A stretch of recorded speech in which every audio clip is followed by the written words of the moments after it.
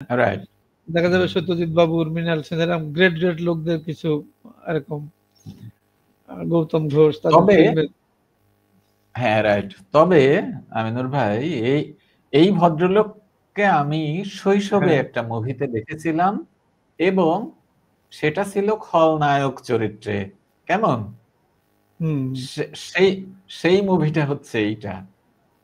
হ্যাঁ, ওটা তো খুবই মানে খুব নামি বিখ্যাত। ছবি। হ্যাঁ, যেটা আরেকটা নাম আছে শত্রু ওই ছবিটার হুম। সম্ভবত আমরা এরকম। হুম, হ্যাঁ, আমরা খুব ছোট তখন, বোধহয় 4-5 এ পড়ি। হ্যাঁ, সেই সময় মিঠুন চক্রবর্তী এবং রোজিনার এই বিখ্যাত মুভিটা, সেখানে হুম, উনি ছিলেন ভিলেন। এবং এই কারণে ওই যে শৈশবের প্রভাব, আমি আসলে উনাকে অপছন্দই করতাম। হ্যাঁ, হ্যাঁ, উনি আসলে কিন্তু ফিল্মে মূলত খল নায়কের চরিত্রে অভিনয় করেছেন বেশ। জি, জি। মানে একটা জিনিস হুম, বুঝতে হবে, উৎপল দত্ত কিন্তু আসলে একজন থিয়েটার কর্মী। রাইট। থিয়েটার কর্মী, একটা থিয়েটারের প্রতিষ্ঠাতা, এবং তিনি নিজে যেমন খুব বিখ্যাত অভিনেতা, তিনি অনেক বিখ্যাত অভিনেতার জন্ম দিয়েছেন। তার ওই সেই হুম, হুম, থিয়েটারের মধ্য দিয়ে। ফিল্মে কিন্তু তার পরে আসা। রাইট। হুম, তো ফলে আপনি যেটা বললেন তারা কত ঝুঁকি নিয়েছে দেখেন, ওই রেজাল্ট, ঐরকম একটা নিশ্চিত ভবিষ্যৎ সে তৈরি করতে পারত সেই সময়।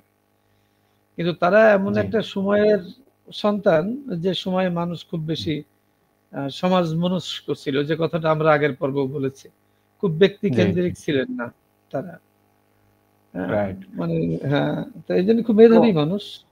জি, না, আমাদের আলোচনা যেহেতু সত্যজিৎ দিয়েই শুরু হলো, আর হ্যাঁ, ওনাকে বাদ দিয়ে আসলে আলোচনা শুরু করাও কঠিন। তো না, এক্ষেত্রে হ্যাঁ, আপনি খুব ভালো বেঁচেছেন। এটা বলব যে হ্যাঁ, সত্যজিৎ বাবুকে সামনে এনে, কারণ আমরা হয়তো নায়ক নায়িকার নাম জানি। আমরা জি, জি। একটা ভালো গান জানি। আমরা হুম, ফিল্ম নাম জানি। কিন্তু আমি খুব চাই যে সেই ফিল্ম কে তৈরি করেছে সেই বিষয়টি সামনে আসা। কারণ জি, আসলে তো স্রষ্টা তো হলেন যিনি পরিচালক। তিনি তো স্রষ্টা। রাইট। এইবার বলেন, এই যে সত্যজিৎ বাবুর হ্যাঁ, মাস্টারপিস, হ্যাঁ, এইটা দেখে এই মুভিটাকে এক একজন এক এক ভাবে এক্সপ্লোর করে। স্বাভাবিক। তাই তো হবে। এইটা মজার বিষয়। আমি এত রকম রিভিউ শুনেছি এই মুভিটার, যে হুম। আমার মনে হয়েছে যে এইটা দারুণ একটা ব্যাপার। হুম, কিন্তু আপনি শুনলে অবাক হবেন যে কলকাতাতে যে ১ম শো হয় পথের হুম, পাঁচালীর, আমার হুম। স্মৃতি বিভ্রান্তি না হলে ৭ জন দর্শক দেখেছিল, অনলি 7। অর্থাৎ পথের পাঁচালী কিন্তু বাণিজ্যিকভাবে ফ্লপ একটা ছবি। কারণ এটা পশ্চিম বাংলা সরকার কর্তৃক যেহেতু এটিতে লগ্নিকৃত ছিল।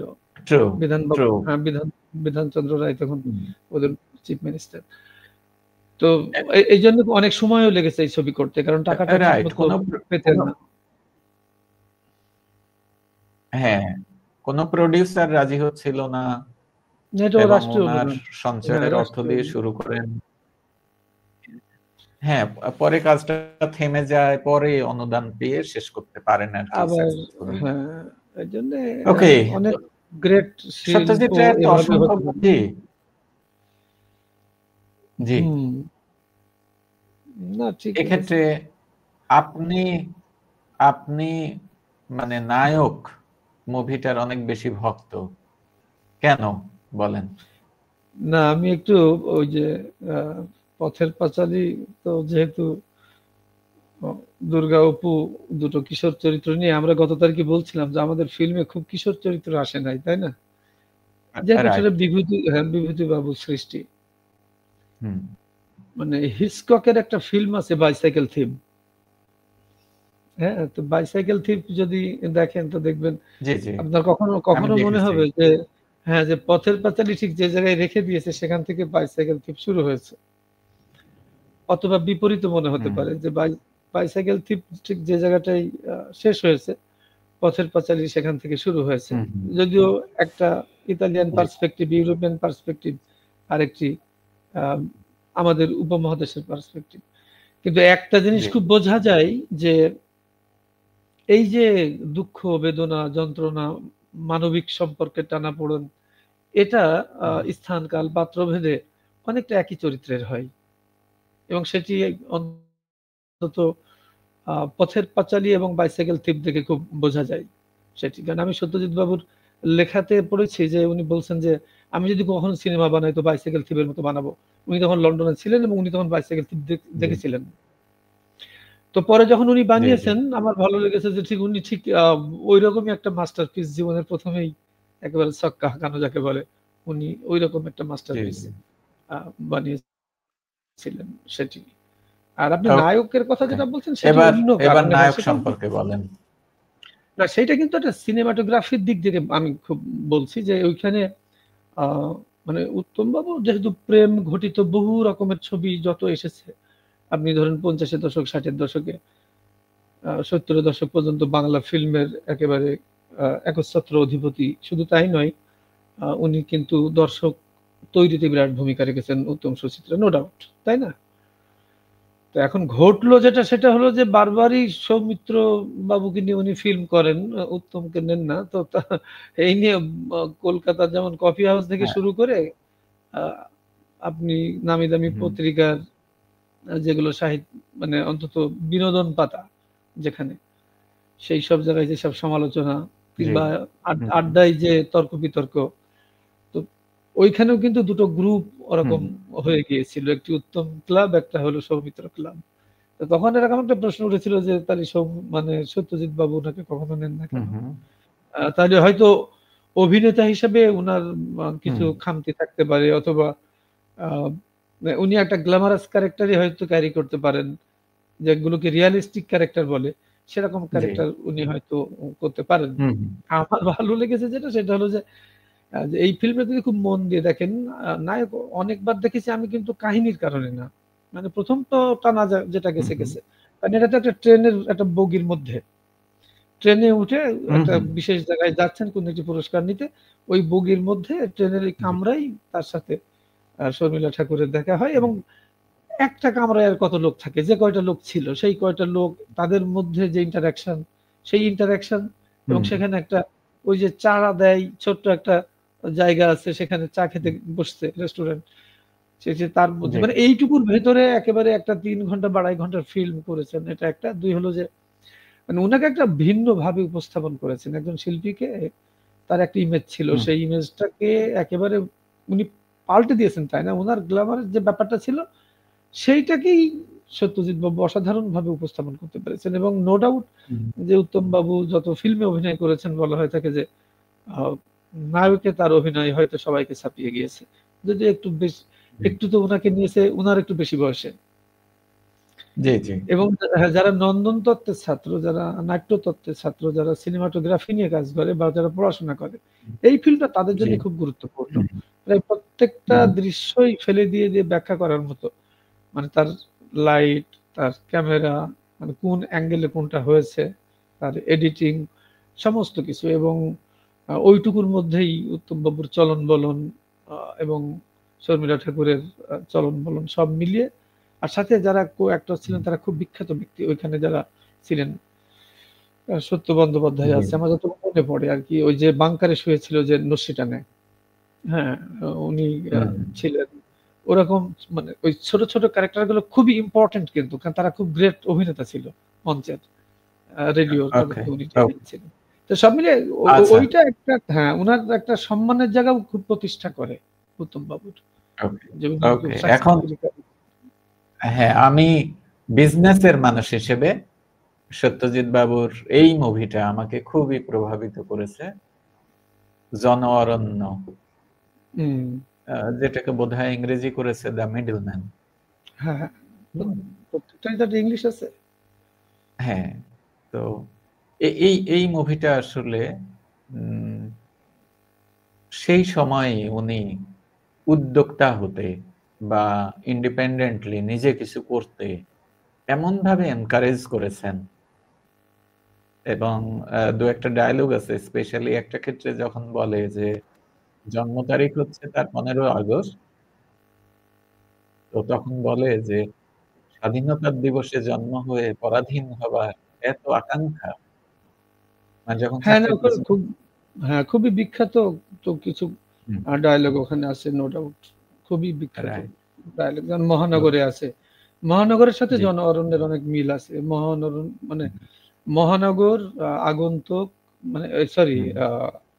ইন্টারভিউ, জি, মানে ইন্টারভিউ। এইসব ছবি, হ্যাঁ, এইসব ছবির সাথে জন অরণ্যের অনেক মিল আছে। মানে জন অরণ্য উত্তম বাবু ওকে।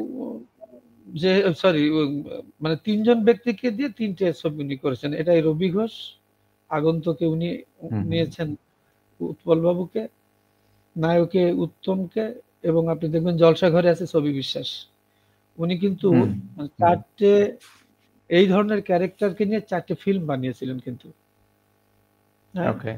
সেটা শুধু ওই কাহিনীর জন্যই না, মানে এইসব ব্যক্তিদের আ মানে একেবারে সার্বিকভাবে তারা নিজেদের যেন উজাড় করে দিতে পারে, ক্যারেক্টারের স্পেসটা এতটাই বেশি ছিল।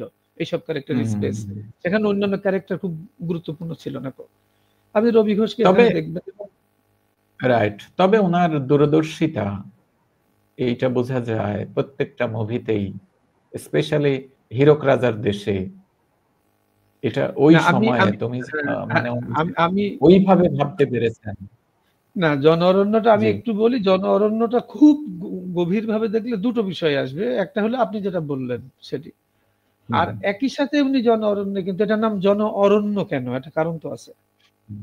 হ্যাঁ, উনি রাইট। কিন্তু এটা মানে নামের মধ্যে কিন্তু একটা মানে একটা মানে একটা নেগেটিভিটি আছে কিন্তু এই নামটার মধ্যে। হুম, জন হুম, হুম, হুম। অরণ্য, এটা কিন্তু কোনো রাইট।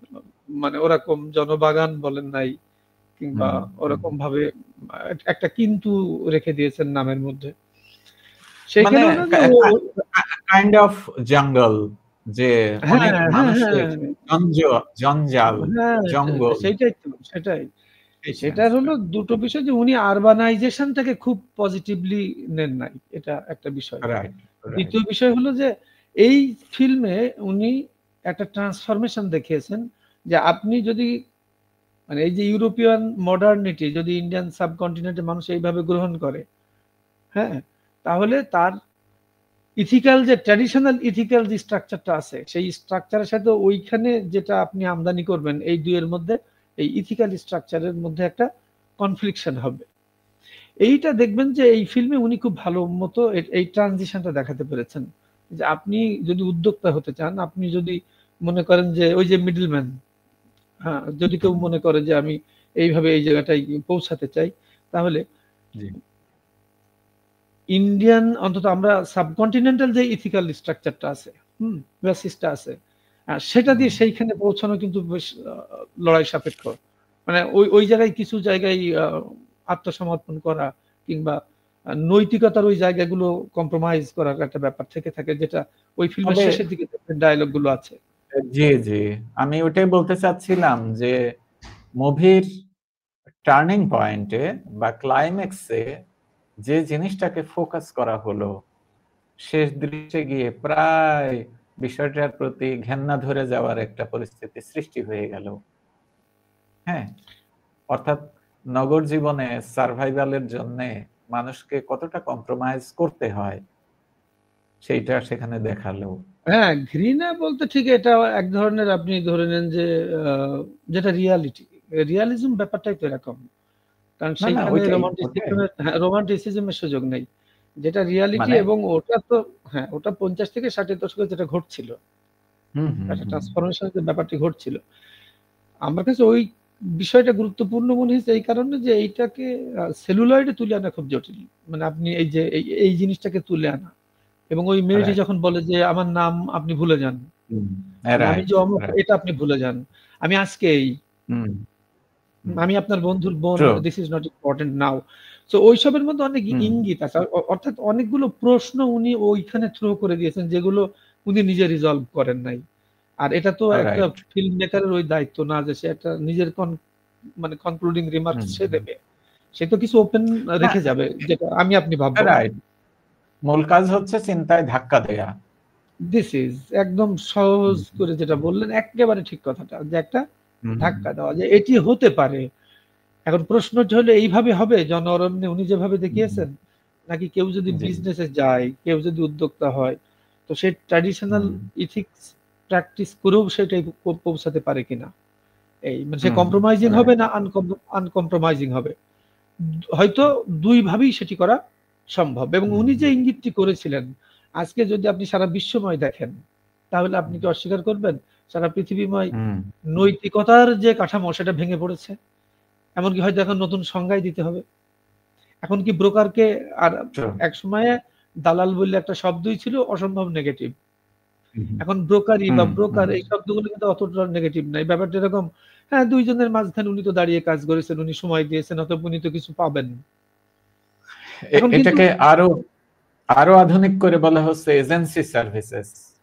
হ্যাঁ, ওই যে সেটাও তো একটা সার্ভিসেস। সেটাও তো একটা সার্ভিস। কিন্তু তখন সেই সময়ে, সেই সময়ে অনেকে এইরকম কর্মকাণ্ডের সাথে আমাদের মানে উপমহাদেশীয় যে ভাবনা, উপমহাদেশীয় যে চিন্তা এবং উপমহাদেশীয় যে বললাম তো যে নৈতিকতার যে বলয়, সেখানে কিন্তু এই কাজটি ওইভাবে সেলিব্রেটেড ছিল না। এ কারণে জন অরণ্যে আপনি খেয়াল করবেন যে আমি রবি ঘোষের ইন্টারভিউ দেখেছি জন অরণ্য নিয়ে। যে আমি প্রথম দিন যখন শুটিং এ গেলাম, এখন মনে হলো কথাটা, যে প্রথম দিন যখন শুটিং এ গেলাম, তো তখন উনি আমাকে ডাকলেন, ডেকে বললেন যে you do not act, you just behave. আমি একদিন বলেছিলাম আপনাকে, হ্যাঁ, যে আপনি লাইন ২ টা খেয়াল করেন যে এখন যখন এই ফিল্মটা দেখার আগে যত ক্লিপ আছে সব দেখতে হবে, যেগুলো অন্তত হাতের কাছে আছে, যে আসলে এই ফিল্মটা কিভাবে বিনির্মিত হয়েছে। আমি কিন্তু ফিল্মটা দেখার আগে রবি ঘোষকে খুব প্র্যাকটিস করছি সেই সময়, যে আসলে ব্যাপারটা মানে কেমন কি ঘটলো। তো তখন আমিও বুঝেছি যে আচ্ছা, মানে বললো যে তখন আমি খুব থমকে গেছি। মানে রবি ঘোষের মতো অভিনেতা বলছেন, আমি খুব থমকে গেছি মানিকদার কথায়, এবং আমি একটু ভয় পেয়েছি যে উনি আমাকে বললেন you do not act, you just behave. এই ফিল্ম এখন আজকের যে পরিচালক, আজকের যে অভিনেতা, সে যদি রবি ঘোষের এই ইন্টারভিউটি দেখে, তাহলে তার মাথায় অথবা ধরুন আমাদের নাট্যতত্ত্বের একটা ক্লাসে যদি এই লাইনটা ফেলে সেই টিচার ক্লাসটা নেয় যে what's the difference between act and behave, তাই না? মানে অতিরঞ্জিত উনি কোনো কিছুই আনেন নাই, কিন্তু এমনি উনার কোনো ফিল্মই সেটা নাই। এটা আপনি খুব ভালো পাবেন যদি অশনি সংকেত দেখেন। মানে একেবারে মিনিমাম কোনো কিছু নাই। মানে পারলে মনে হবে যে সৌমিত্র এবং ববিতা দুইজনই একেবারে আসল মানুষ। হ্যাঁ, যে দুটো লোকই আসল মানুষ। ববিতার অনবদ্য একটা ফিল্ম। হ্যাঁ, রাইসুল ইসলাম আসাদ যখন, আমার মনে পড়লো এখন, রাইসুল ইসলাম আসাদ করেছেন পদ্মা নদীর মাঝি। আমি গৌতম ঘোষের ইন্টারভিউতে দেখেছি যে এটা জাপানে একটা ফেস্টিভ্যালে দেখানো হয়, তখন গৌতম ঘোষ ওখানে ছিলেন জাপানে। তো বলছে যে তখন জাপানের এক দর্শক ওনাকে প্রশ্ন করেন যে he is a actor or a real, মানে মাঝি, উনি কি ফিশারম্যান না উনি অ্যাক্টর, উনি কি আসলে, উনি কি নৌকায় চালান? মানে এইটা এইটা হলো খুব বড় ব্যাপার। তখন আমি তাকে বললাম যে না, উনি আসলে একজন এরকম মঞ্চ অভিনেতা মূলত। তো আমি সেখান থেকে তাকে পিক করেছি, উনি বাংলাদেশের। এবং মানে ব্যাপারটি দেখেন যে তাকে ভাবতে কষ্ট হচ্ছে যে এই লোকটি আসলে একটা অভিনয় করেছে। তো ওই জন্য কিছু কিছু বিষয়, যেমন পাহাড় আপনি দেখছেন, ওই যে গৌতম ঘোষের পাহাড়, ওই যে শুয়োরের পাল নিয়ে নদী পার হয়, নাসিরুদ্দিন শাহ শাবান আজমি। হ্যাঁ, শুধু তাই না, তার আরেকটা মুভি নিয়ে আমি কথা বলতেই চাচ্ছিলাম, মনের মানুষ। হ্যাঁ, মনের মানুষ তো এটা তো গৌতম ঘোষের। হ্যাঁ, খুব গ্রেট কাজ। উনি একদম সব শেষের যাই হোক, দিকে এর প্রসঙ্গে মানে যে অডিয়েন্স যে কতটা ইনভলভ হতে পারে, এটা আপনার প্রসেনজিৎ তার একটা ইন্টারভিউ বলেছেন যে দোসর মুভিটাতেই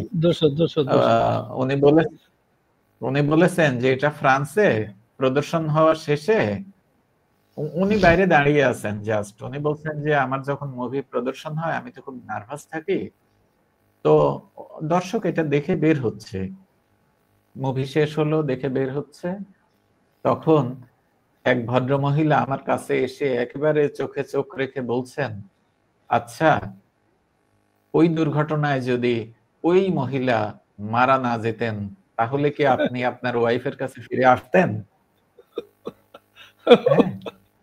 না, দোষকটা মানে দেখেন, সেই কিন্তু স্প্যানটা খুব ছোট।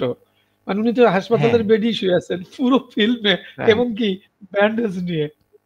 আমি দোষর অনেকবার দেখেছি, ওটা ভাবার চেষ্টা করেছি যে what type of film it is. হ্যাঁ, উনি বলছেন যে ওই মহিলার যে বডি ল্যাঙ্গুয়েজ, তাতে আমার মনে হচ্ছে যে উনি এটা ইনভলভ হয়ে এইটা মাথায় করে নিয়ে বাড়ি যাচ্ছেন। হ্যাঁ, তো বললো যে ওইটাই আমার কাছে মনে হয়েছে যে মানে অ্যাক্টর হিসেবে আমার সার্থকতা তো এটি ভালো। বটেই। হ্যাঁ, হ্যাঁ, হুম, সার্থক। আপনি যে মনের মানুষের কথা বললেন, উনার ওয়াইফ যিনি অভিনেত্রী এখন, উনার যে ওয়াইফ জি, আছে না, অর্পিতা নাম তো তার। জি, তো জি, আমি তার ইন্টারভিউতে দেখেছি, উনি বলছেন যে মানে প্রসেনজিৎ বলছেন যে হুম, ১ম শো সে দেখতে গিয়েছিল, তারপরে এসে বলেছে তুমি অভিনয় ছেড়ে দাও। এরপর আর অভিনয় করো না। মানে হুম, ওইখানে লালনের ক্যারেক্টারে তুমি যা করেছো, এরপরে অভিনয় করতে যা ভুল হবে। এখন তোমার হুম, মানে অবসর নেওয়া উচিত। মানে এটা এত হাইস্ট sure, লেভেলে হয়েছে যে নেক্সট এ আর কোন হুম, ক্যারেক্টার এই লেভেলে তুমি করতে পারবা বলে আমার মনে হয় না। হুম, তার মধ্যে হুম, মানুষ তো আমরাও দেখেছি সেটা। তো জি, জি। হ্যাঁ, আসলে কিছু মানুষ আছেন তাদের যে কাজ, সে কাজে আমি সীমানা পেরিয়েতে বুলবুল আহমেদকে দেখেছি আমাদের দেশে, সীমানা পেরিয়ে। শুধু তাই না, শুধু তাই না, আপনি নিশ্চয়ই জানেন যে এই মনের মানুষের স্ক্রিপ্ট এটা কিন্তু রিভিউ এবং এডিট হয়েছে ৮ জন পিএইচডি গবেষক নিয়ে, যারা লালনের উপরে পিএইচডি করেছেন ভারত এবং বাংলাদেশে। তাদের নিয়ে মনে হয় তোমার কাছে বসা ছিল না? হয়েছিল। হ্যাঁ, তাদের নিয়ে বসা হয়েছিল যে এই মুভিতে কোনো অসামঞ্জস্য আপনারা খুঁজে পান কিনা। তো সেখানে তারা যে মত দিয়েছেন এটাকে কমপ্লাই করে স্ক্রিপ্টটা ফাইনাল করা হয়েছে।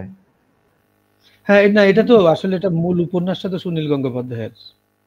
হ্যাঁ, মনের মানুষ নামে। ফলে এটা কিন্তু ফলে সুনীলের উপন্যাস।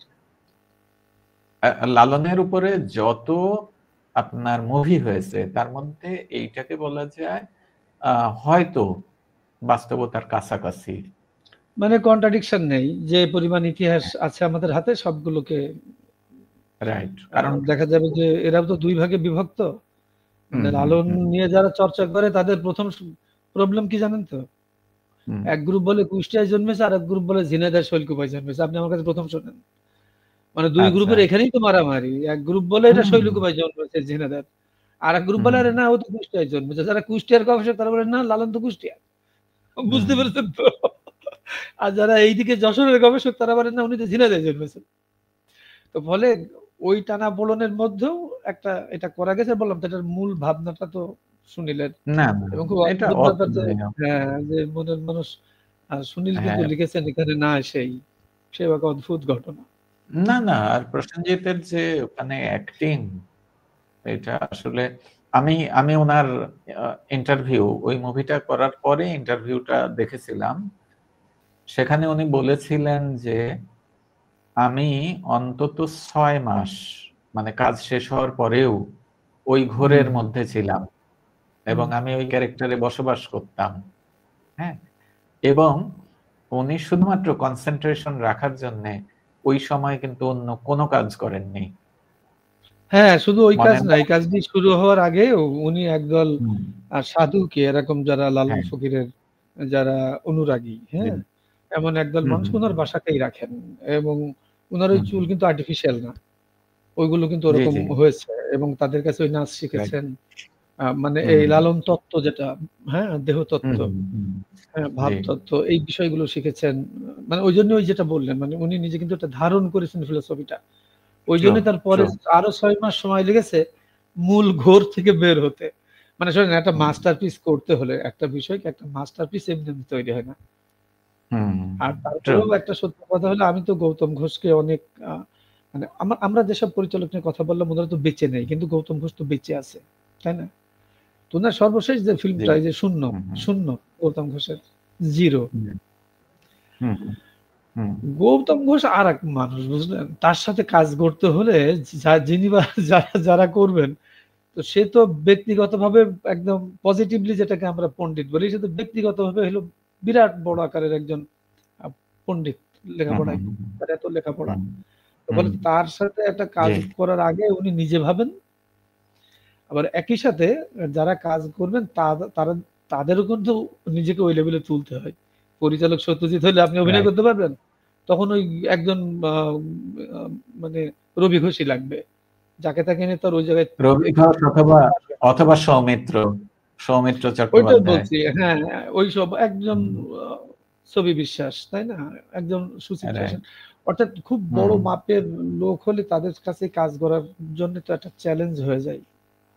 জি, ওকে, আমরা একটু সামনে আগাই, কারণ অনেক ইস্যুস মনে পড়ছে। তো না আমরা সময়কালকে, হ্যাঁ একটু সময়কালকে ধরি যে ওটা একটা সময়কাল জি, জি, ছিল।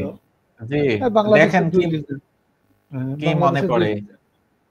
না শিওর বাংলাদেশের ২ লিজেন্ড নো ডাউট যে আমার তো মনে হয় যে ফারুক সাহেব যত চলচ্চিত্রে অভিনয় করেছেন উনি কিন্তু ওই এক ধরনের রিয়ালিজম নিয়ে কাজ করেছেন। রাইট। হ্যাঁ, তার সেই 'সারেং বউ' এইটা হুম, মানে অনেক উনি তো অনেক ছবি এবং সেই ছবিগুলো একটা বিশেষ ঘরানার হতো। হুম, হুম। হ্যাঁ, জি, বিশেষ ঘরানার ছবি হতো সেই ছবিগুলো। A true. খুব ওকে, বাস্তববাদী ছবি। হ্যাঁ। উত্তম কুমারের আপনার কোন মুভিটা সবচেয়ে দাগ কেটেছে মনে? আমি বেশ না কিছু আমি তো ছবি এখানে হ্যাঁ, না এমনি উত্তম বাবু তো আমি তো এমনি নায়কের কথা বললামই। নায়ক। এমনিতে ওকে। সেটা এক ধরনের। আরেকটা আছে যে তার তো এমন কিছু ছবি আছে কিন্তু খুব মানে কাহিনী খুব মানবিক আ জি, বিষয়ের জি। সাথে সম্পৃক্ত হুম, হুম। উনার ছবি। সেখানে যেমন শিল্পী আমার একটা মনে পড়ছে, রাজা সন্ন্যাসী। হ্যাঁ, রাজা সন্ন্যাসী তো বুঝতে অদ্ভুত পেরেছি। একটা ক্যারেক্টার। হুম, জি। হুম। হুম। মানে একেক বয়সে একেক বিষয় ভালো লাগে সত্য যেটা। আমরা ট্রু। ১ম জীবনে উনার শিল্পী অসাধারণ লেগেছিল হুম। আমার কাছে। দ্বীপ জেলে যে আচ্ছা। না উনার না জি। বসন্ত, হ্যাঁ, বসন্ত ওকে। শিল্পী। তো হ্যাঁ, উত্তম আসলে সুচিত্রাও আসে। সুচিত্রাও আসে। এই জুটির হ্যাঁ, কোন মুভিটা আপনি সবচেয়ে বেশি মনে করেন? হ্যাঁ, তারা তো একসাথেই তখন ওই জুটিগুলো তো মানে এই জুটিরই তো সব ছবি। এমনি তো উনার সাথে অন্যরা কাজ করেছেন খুব কম। উনার তো আ মানে জুটি হিসাবে আমি বলব যে আ উনি মানে সুচিত্রা সেন এবং তার পরবর্তীকালে উনার সাথে কিছু ছবি আছে কিন্তু শর্মিলা ঠাকুরের। এই ২ জনই খুব সাকসেস। আর উত্তম সুচিত্রার আপনি কোন ফিল্মটাকে বলবেন? এটা রেটেড করা খুব কঠিন। এটা বলা যায় যে আরে! যত ছবি করেছে ২ জনই কারণ তখন কিন্তু এই ২ জনের মধ্যেও প্রতিটা দৃশ্যে একটা কম্পিটিশন হয়েছে। হুম, মানে হুম। একজন উত্তম বাবুর বিপরীতে আপনি অভিনয় করবেন এটা তো খুব সহজ সরল ব্যাপার না। কারণ অনেক বিখ্যাত রাইট। অভিনেতা অভিনেত্রী আছে কিন্তু সে শুনতে চায় যে আসলে আমার বিপরীতে কে আপনার? তো সে যখন শোনে ট্রু। অনেক সময় আ বলে না ছবিটা আমি করব না। মানে কাউন্ট ওকে। তার এগেইনস্ট এ কে? অলরাইট। এবার আমাকে বলেন যে আপনি সিনেমা হলে গিয়ে জীবনের ১ম কোন মুভিটা দেখেন? এই মনে আছে? 'সুজন সখী' আমি হ্যাঁ, হ্যাঁ, আমার মনে আছে। আমি 'সুজন সখী' ছবিটা কোথায়? ১ম দেখেছি। কোথায় আমি দেখেছিলেন এটা? হ্যাঁ, চুয়াডাঙ্গা শহরে একটি হলে। চুয়াডাঙ্গা। আমি হ্যাঁ, তখন তখন মনিহার সিনেমা হলের যে প্রভাব ছিল আমাদের ছোটবেলা। মানে আমার তো ওই সময় মনিহার হয় নাই। আপনাদের ছোটবেলায় সেটা আচ্ছা। হলো ৮০ দশকে মনিহার হয়েছে। হ্যাঁ, তখন ৮০ দশক, রেডিও ৮০ দশকে। রেডিওতে প্রতিদিন দুপুরবেলা মনিহার সিনেমা হলের যে প্রমোশন চলতো, হুম, গাজী মাজহারুল আনোয়ার, হ্যাঁ, উনারা আমরা করতেন। মুগ্ধ হয়ে শুনতাম। হ্যাঁ, নাজমুল হুদা উনারা নাজমুল করতেন। হুদা আর গাজী মাজহারুল আনোয়ারের ভয়েস থাকতো। হ্যাঁ, তখন এক আমি ইন্ডিয়া অদ্ভুত গেছি, সময়। হ্যাঁ, ইন্ডিয়ায় গেছি। তখন ইন্ডিয়াতে এক মেয়ে বলছে যে এরকম সে মানে আমাদের এখানে আসবে একটাই কারণে কি সে মনিহার সিনেমা হল দেখতে যাবে। বললাম ভেরি হ্যাঁ, গুড। তখন আমি কিন্তু দেখি নাই। মানে আমি হলটা না, দেখি নাই। ওকে। বললাম হ্যাঁ, আসলেই যেতে পারবেন খুব সহজেই।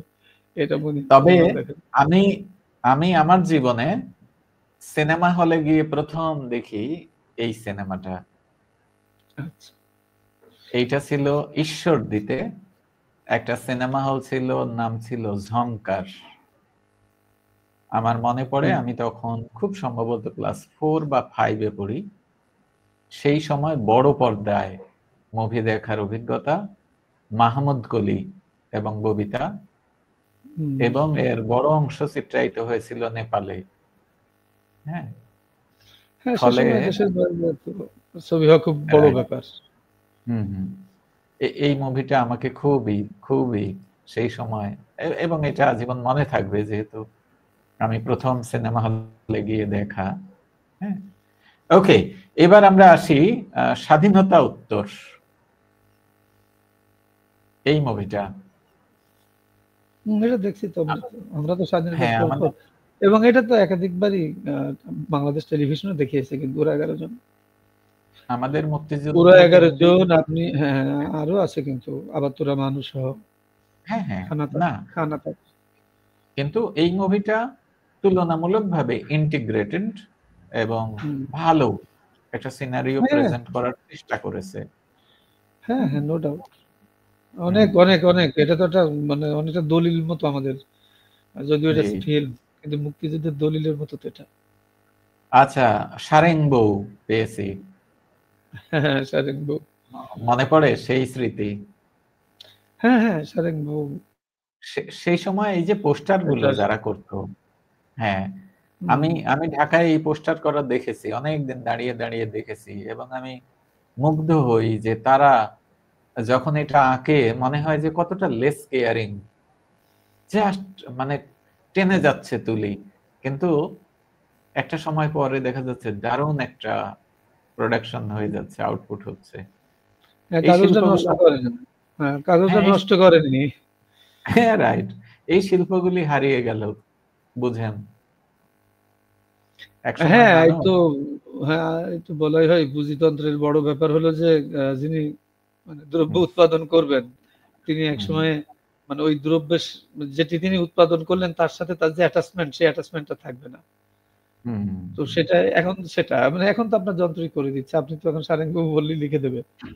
জি, ফলে ওকে। আমার আর আপনার তো নিজস্ব সত্তার এখন হ্যাঁ, একটা বাংলা, মানে সম্পৃক্ততা নেই। বাংলা ভাষায় যে কয়টা অত্যন্ত প্রভাবশালী মুভি হয়েছে, ইভেন হিন্দিতেও হয়েছে এটা, সেইটা আমার মনে হয় এই মুভিটা, মানে হ্যাঁ, বাংলা এটা তো ভাষায় হুম, অত্যন্ত প্রভাবশালী।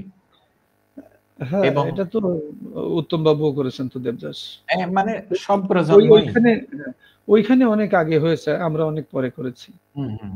না, এবং মোস্টলি সব প্রজন্মেই করেছে। হুম। শাকিব খানেরও কিন্তু আছে, শাকিব ও খানও আচ্ছা, করেছে। হ্যাঁ, আচ্ছা। দেবদাস। বাট আমাদের স্মৃতিপটে আসলে এইটাই রয়ে গেছে, বুলবুল আহমেদেরটা, হ্যাঁ, খুব তাই না? স্বাভাবিক। এবং কারণ বুলবুল আহমেদ এটা এমন মাত্রায় গিয়েছিলেন, অনেকে হুম, ভাববে দেবদাস হয়তো এমনই ছিলেন। রাইট। মানে মানে ঠিক কারণ উনার ফিগার, উনার চলন-বলন এবং কারণ কবরীকেও খুব মানিয়েছিল। ওখানে অনেক নায়িকাকে একসাথে দাঁড় করিয়ে সিলেক্ট করছিলেন পরিচালক। আমার কারণ খেয়াল আছে। আপনার শাহরুখ খান করেছে, কিন্তু ওইটাতে কিন্তু ন্যাচারাল দেবদাস এই ফিলটা আসেনি। না, না, ওইটা তো আসলে দেবদাস হয় নাই। ওটা তো একটা, হ্যাঁ, আপনি কি বলবেন? ওটা তো একটা commercial Devdas. Right, commercial Devdas. Good point. মানে বাঙালি তো, আপনি বাঙালি না হলে এই বিষয়টি ধারণ করতে পারবে না। ফলে একজন উত্তম বাবু, একজন আমাদের বিশেষ করে বুলবুল আহমেদ। ইভেন ইভেন প্রবীর মিত্র কি করেছিলেন কখনো? হতে পারে, আমি আমার দেখি নাই। কেন যেন মনে পড়ছে যে প্রবীর মিত্র এই ক্যারেক্টারটা করেছেন কোনো এক সময়। হতে যাই পারে। হোক, যাই হোক, তো কমার্শিয়াল যেহেতু বললেন, আমার আমার জানা এইটা মতে মনে আছে, আমি বলি, আমার এইটা মনে আছে যে দেবদাসের চুনিলাল ক্যারেক্টারটি করেছিলেন রহমান। হ্যাঁ, রহমান। কারণ এখানে দেবদাসে কিন্তু দেবদাস ক্যারেক্টারটি শুধু না, চুনিলাল কিন্তু খুব বড় পরিসরের একটা চরিত্র। হুম। খুব না, নায়ক, নায়ক যতটুকু রহমানকে আমরা, হ্যাঁ, নায়ক রহমানকে আমরা দেখেছি ২-৪টা মুভিতে, তবে পরিচালক রহমানকে আমরা বেশি পেয়েছি। আচ্ছা। হ্যাঁ, উনি তো উর্দু ভাষাভাষী তখন ছিলেন। রহমান শবনম হ্যাঁ, একটা জুটি ছিল। হ্যাঁ। তারপরে হুম, রাজ্জাক, শাবানা আসে। ওই ঠিক ওইটা রিপ্লেসমেন্ট হয়। মানে সময়ের প্রেক্ষিতে একেকটা জুটি আসে তো। হুম। তারা এক ওকে। ধরনের ক্যারিয়ার আউট করে গেছে। আপনি যেহেতু কমার্শিয়াল অ্যাসপেক্ট বললেন, আমার ধারণা বাংলা সিনেমার জগতে কমার্শিয়াল সাকসেসের বেস্ট এক্সাম্পল হচ্ছে এইটা। হ্যাঁ, সে তো বটেই। শুধু এপার কেন, ওপারেও যেটা হয়েছে। হুম। এপারে না, শুধু ওয়েস্ট বেঙ্গলেও তো এটা করছে। এবং সেখানেও এইটা এই হ্যাঁ, এটাও আমি সিনেমা হলে দেখেছি। এইটা দেখেছিলাম খুব সম্ভবত নাটোরে ছায়াবানী সিনেমা হলে। হুম। ওইখানে চিরঞ্জিত করেছে উনার সাথে। এই একই নায়িকা। হ্যাঁ, ওকে। এবং ওখানেও কিন্তু এটা রেকর্ড ব্রেক। যে কত হুম। সপ্তাহ চলেছে সেটা। হ্যাঁ, এটার মানে সাথে বাঙালির হচ্ছে কি, এটার সাথে গ্রামীণ জনজীবনের যে সম্পর্ক, মানে আপনি দেখবেন যে কোনো একটা কাজ যদি ঐতিহ্যের সাথে সম্পৃক্ত থাকে, হুম, তো সেই কাজটি শিল্প সাহিত্যের ব্যর্থ হওয়া কঠিন। সেটা ব্যর্থ হুম, হয় না। হয়তো শহরের লোকের কাছে বেদের মেয়ে জ্যোৎস্না থেকে হাসাহাসি হবে। হ্যাঁ? হুম। কিন্তু এর সিংহভাগ দর্শকই কিন্তু গ্রামীণ দর্শক। বেদের মেয়ে জ্যোৎস্না। না, শুধু তাই। মানে কথিত আছে, সেই সময় তো আমরা খুব ছোট। কথিত আছে যে গর্ভবতী মা, কথিত না, আমি ওটা বলতে হ্যাঁ, চাচ্ছিলাম না। ওটা আমার মনে আছে। হ্যাঁ, কথিত না গর্ভবতী যে মা হ্যাঁ, সিনেমা দ্যাট দেখতে ইস গিয়ে ট্রু। হলেই হ্যাঁ, হলেই হ্যাঁ, ওকে। প্রসব হয়ে গেছে বাচ্চা। হ্যাঁ, ওটা বললাম তো ওটা বলতে চাচ্ছিলাম না, আমার মনে আছে। মানে এমন একটা ইমোশন, এমন একটা আবেগের ভেতরে চলে মানে গেছে। দেখতেই হবে, এটা মিস করা যাবে না। এবং তার বেস্ট এক্সাম্পল হতে পারে এই যে থাম্বনেইলটা খেয়াল করেন। ইউটিউবে আপলোড করার পরে একটা চ্যানেল থেকে এটা 57 মিলিয়ন ভিউ হয়েছে। হুম, না জাস্ট বোঝাই ইমাজিন। যায় যে এখনো হ্যাঁ, মানে ইউটিউব দিয়ে এই প্রজন্মের ব্যাপার। হ্যাঁ, প্রায় এখন ৬ কোটি এখনো মানুষ দেখেছে। এখনো এইটা দেখে মানুষ। হ্যাঁ, ইটস নট সো ইজি। হ্যাঁ, না তা তো তো বটেই। এইজন্যই তো এ পরবর্তীকালে আমরা এইরকম খুব সফল সিনেমা আর সহসা পাইনি। অর্থাৎ হ্যাঁ, মানে সর্বস সফল না সর্বস্তরের ফিল্মে মানুষকে টাচ করার মতো। আমি বলছিলাম ফিল্মে হয় কি ফিল্ম মানে সফলতাকে ২ ভাবে আপনি নিতে পারেন। একটা হলো যে বাণিজ্যিকভাবে সে সফল। হুম, হুম, হুম। ব্যাপকভাবে। আরেকটা জি, হলো যে আপনার মানে যেটাকে আমরা আর্ট হুম, ফিল্ম বলে অথবা জি। শিল্প নির্ভর যেসব ফিল্ম, হুম, হুম, তার দর্শক ওইভাবে নাই। ওই যেমন বললাম যে পথের পাঁচালীর ১ম শোতে লোকই হয়নি। হুম, কিন্তু হুম, পথের পাঁচালী বিশেষ করে কানে যেয়ে আন্তর্জাতিক মানের পুরস্কার হুম, পাওয়ার পরে খুব বেশি হুম, সেলিব্রেটেড হয়েছে। কিন্তু রাইট। আপনি যদি উনার হীরক রাজার দেশে দেখেন, হীরক রাজার হুম, দেশে কিন্তু এখানে আগেই আমরা পপুলার বাংলাদেশ হয়েছে। টেলিভিশন হ্যাঁ, বাংলাদেশ টেলিভিশন এটা দেখিয়েছিল হীরক রাজার হুম, দেশে। আমরা জি। ১ম টিভিতে দেখি হীরক রাজার দেশে ৮০ হুম, দশকে। হুম, তখন দেখি এবং আ সেইখানে কিন্তু আরেকটা দৃষ্টিভঙ্গি উনি নিয়ে এসেছেন এবং হীরক রাজার দেশের শেষ দৃশ্যের সাথে বাংলাদেশের ৫ই আগস্টের ঘটনার 100% মিল আছে। এবং আমি না, তখন বলছিলাম যে, "এই লাইনটা তো ছেলেরা বলে নাই রাস্তায়। ওরা সম্ভবত এই সম্পর্কে ওয়াকিবহাল না।" হুম, মেবি, কারণ শেষ মেবি। লাইনটা ছিল যে, "দড়ি ধরে ১২ টান, রাজা হবে খান হুম, খান।" খান, খান। শেষ হ্যাঁ, রাইট। এটা শেষ লাইন মানে ছিল এইটা যখন দড়ি ধরে এইটা না স্ট্যাচুটা আমি যখন আমি ফেলা হয়। ট্রু। আমি উনার মুভিগুলো দেখি আর ভাবি যে উনি কত দূরদর্শী ছিলেন। চিন্তায় কত অগ্রসর ছিলেন। না ওই ফিল্ম যে আমাদের দেশে হলে তো সেন্সরশিপ মানে আপনার সেন্সর সার্টিফিকেট পেত না। মানে 60-70 ইয়ার্স এগো উনি যে সিনারিও দেখিয়ে গেছেন, এখন সেটা বাস্তবে আমরা দেখছি। হ্যাঁ, হ্যাঁ? অনেকগুলো ক্ষেত্রে এটা হয়েছে। হ্যাঁ, এনিওয়ে অনেকগুলো হ্যাঁ, অনেকগুলো অধিকাংশই। ওকে। আমার আ আমার ছোটবেলার সবচেয়ে প্রভাব বিস্তারকারী মুভি ছিল এটা। No doubt. এটা তো অনেকে আপনি হ্যাঁ, জানেন না যে এটা ফিল্ম শেষ হওয়ার আগে বেরিয়ে এসছে। খোদ আমি এবং এর শেষ দৃশ্যটা আমি দেখতে চাই নাই। আমি বলি আপনাকে। হ্যাঁ, এটা কিন্তু শেষ দৃশ্যটা আমিও দেখতে চাই নাই সে সময়। আমি আমি শিক্ষামূলকভাবে এই মুভিটা আমার ছেলেকে দেখিয়েছি বসে, বসে। আ সাথে নিয়ে বসে এবং এইবার মজার একটা ঘটনা ঘটেছে। সেটা হলো রাঙামাটি ঘুরতে গেলাম। তো কাপ্তাই লেকে যাওয়ার পরে হুম, আমার এক কলিগের ভাগ্নে ছিল আর্মিতে। তো সে আমাদের নিয়ে ঘুরে দেখাচ্ছিল। তো হঠাৎ বলল যে, "মামা ছুটির ঘন্টা মুভির আ শুটিংটা কিন্তু এই পাশে একটা স্কুলে হয়েছে।" বলেন কি? তা আমরা হ্যাঁ, বললাম, "তাই? তাহলে তো যেতে হবে।" কারণ যেহেতু আমার ছেলে সাথে আছে। তো আমি বললাম, "চলো যাই সেই স্কুলটা দেখে আসি।" পরে সেই স্কুল ঘুরে দেখে আসলাম। হ্যাঁ? যেখানে এই শুটিংটা হয়েছে। আচ্ছা, এবং আচ্ছা। হ্যাঁ, তখন ভাবলাম যে উনাদের যে স্পট সিলেকশন মানে ইউ কান্ট ইমাজিন যে ওই জায়গাটাকে উনি যে বেছে নিয়েছেন হ্যাঁ, আজিজুর সত্যি রহমান। আমার খেয়াল আছে হ্যাঁ, পরিচালক ছিলেন হ্যাঁ, আজিজুর রহমান। আজিজুর রহমান। হ্যাঁ, উনার এবং অধিকাংশ ফিল্ম তো খুব ক্রিয়েটিভ। হ্যাঁ, আমি না আমি যেটা ভাবছিলাম যে ওই জায়গাতে সত্যিই এবং সেই সময়ে যদি স্কুল একটা লম্বা সময়ের জন্য ছুটি হয়ে যায়, তাহলে কোনো মানুষ কোনো কারণেই আর স্কুলের আশেপাশে আসলে আসার কথা না। হ্যাঁ, তা তো বটেই। কারণ ওইটা পাহাড়ি এলাকা, মানে টিলা বেষ্টিত। কাহিনীর সাথে স্বাভাবিক। কাহিনীর সাথে তার তো অবশ্যই স্পট রাইট। সিলেকশন খুব ইম্পোর্টেন্ট। যেটাকে লোকেশন বলে ওদের ভাষায়। হ্যাঁ, হ্যাঁ, লো লোকেশন। হ্যাঁ, এখন হ্যাঁ, খুব ইম্পোর্টেন্ট। এখন ঘরবাড়ি হয়েছে, কিন্তু সেই সময়ে এটা সত্যিই একটা দুর্গম এলাকায় ছিল। হুম। হ্যাঁ। আর আরেকটা আরেকটা মুভি ছোটবেলায় খুব ইয়ে লেগেছিল, সেটা ছিল বোধহয় এমিলের ৩ গোয়েন্দা বা হ্যাঁ, এমিলের তিন গোয়েন্দা গোয়েন্দা না, বাহিনী। এটার নাম গোয়েন্দা ছিল বাহিনী। হ্যাঁ, গোয়েন্দা বাহিনী। বাহিনী। এমিলের হ্যাঁ, গোয়েন্দা গোয়েন্দা বাহিনী। রাইট। তো ওই মুভিটা দেখেও খুব ওই সময় মনে হয়েছিল যে আমাদেরও এইরূপ কিছু হতে হবে। হুম। মানে একটা ড্রামাটাইজ করতে পেরেছে। ছোট, ছোট রাইট। বাচ্চাদের মধ্যে স্বপ্নটাকে প্রবিষ্ট করতে পেরেছিল হ্যাঁ, যে এমিলের আমরাও গোয়েন্দা রোল বাহিনী। প্লে করতে পারি। হুম, মানে আচ্ছা। আপনাদের বয়সটা তখন ইনভলভ করতে পেরেছে। ট্রু। ওই যে আমরা আর ওদিন বলছিলাম যে শিশু কিশোরদের নিয়ে খুব বেশি কাজ হয়নি। কারণ হলো হয়তো ওই হুম, ধরনের অভিনেতা পাওয়া যায়নি। ২ হলো যে ওই সাইকোলজি নিয়ে কাজ হুম, করতে হলে পরিচালকের যে গুণাবলী দরকার, যেহেতু উনি হুম, খুব ম্যাচিউরড মানুষ। সে কারণেও হুম। হয়তো ওইটা হয়নি। আমার ওকে। আজকে মনে পড়েছে ওই ফিল্মটার নাম সেদিন বলতে পারি নাই হুম। সত্যজিৎ বাবুর। সেটার নাম ছিল 'পিকু'। আচ্ছা। একটা একটা মানে বাচ্চাকে নিয়ে 'পিকু' এবং সেটা খুব একটা অসাধারণ এটা বিষয় আমার আমার ছিল। দেখা হ্যাঁ। হয়নি। একটা হ্যাঁ, চাইল্ড সাইকোলজি নিয়ে খুব বড় ধরনের কাজ 'পিকু'। চাইল্ড আচ্ছা। সাইকোলজি। পিকু দেখি নাই, তবে আমির খানের পিকে দেখেছি। হুম। হুম।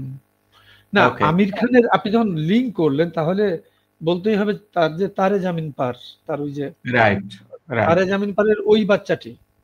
হুম, এটা 100% চাইল্ড সাইকোলজির উপরে কিন্তু ওই বাচ্চাটি হুম, এবং হুম, এটা হুম, নিয়ে কাজ করার আগে উনি সাইকোলজিস্টের সাথে বসেছেন, সাইকোলজিস্টদের নিয়ে উনি কাজ করেছেন, তাদের সাথে অ্যাডভাইস নিয়েছেন। হুম, এটার উপরে আমির খানের নিজের ফ্যামিলির মধ্যে এই প্রবলেমটি আছে। ওই বাচ্চার যে প্রবলেমটি ছিল। হুম। না, দারশিল আমি আমার খেয়াল আছে। ওর নাম হ্যাঁ, আমার মনে পড়ল। দারশিল ওর নাম। অরিজিনাল নাম আমি রাইট। ওর। আমি তারে জামিন পার ছেলেকে নিয়ে বসে দেখেছি এবং ব্যাখ্যা গ্রেট করেছি। হ্যাঁ, অসাধারণ কাজ। হ্যাঁ, অসাধারণ কাজ। বিভিন্ন কোয়েরি করেছি যে বাবা তুমি এটা কি বুঝলে? কেন এটা করলো? ওকে। এরপরে শৈশব তো গেল, কৈশোর। আমাদের কৈশোরে একটা ঘটনা ঘটলো। তখন আমরা সম্ভবত ক্লাস 10 এ পড়ি। ক্লাস 10 মানে হচ্ছে 92-93 সাল এইদিকে। 93 হবে। তো আমাদের এক ফ্রেন্ডের মামা ঢাকায় একটা সিনেমা দেখেছে এবং আগের যুগে তো সিনেমার বৈশিষ্ট্য ছিল যে নায়ক নায়িকা ৩০-৪০ বছরে চেঞ্জ হয় না। হ্যাঁ?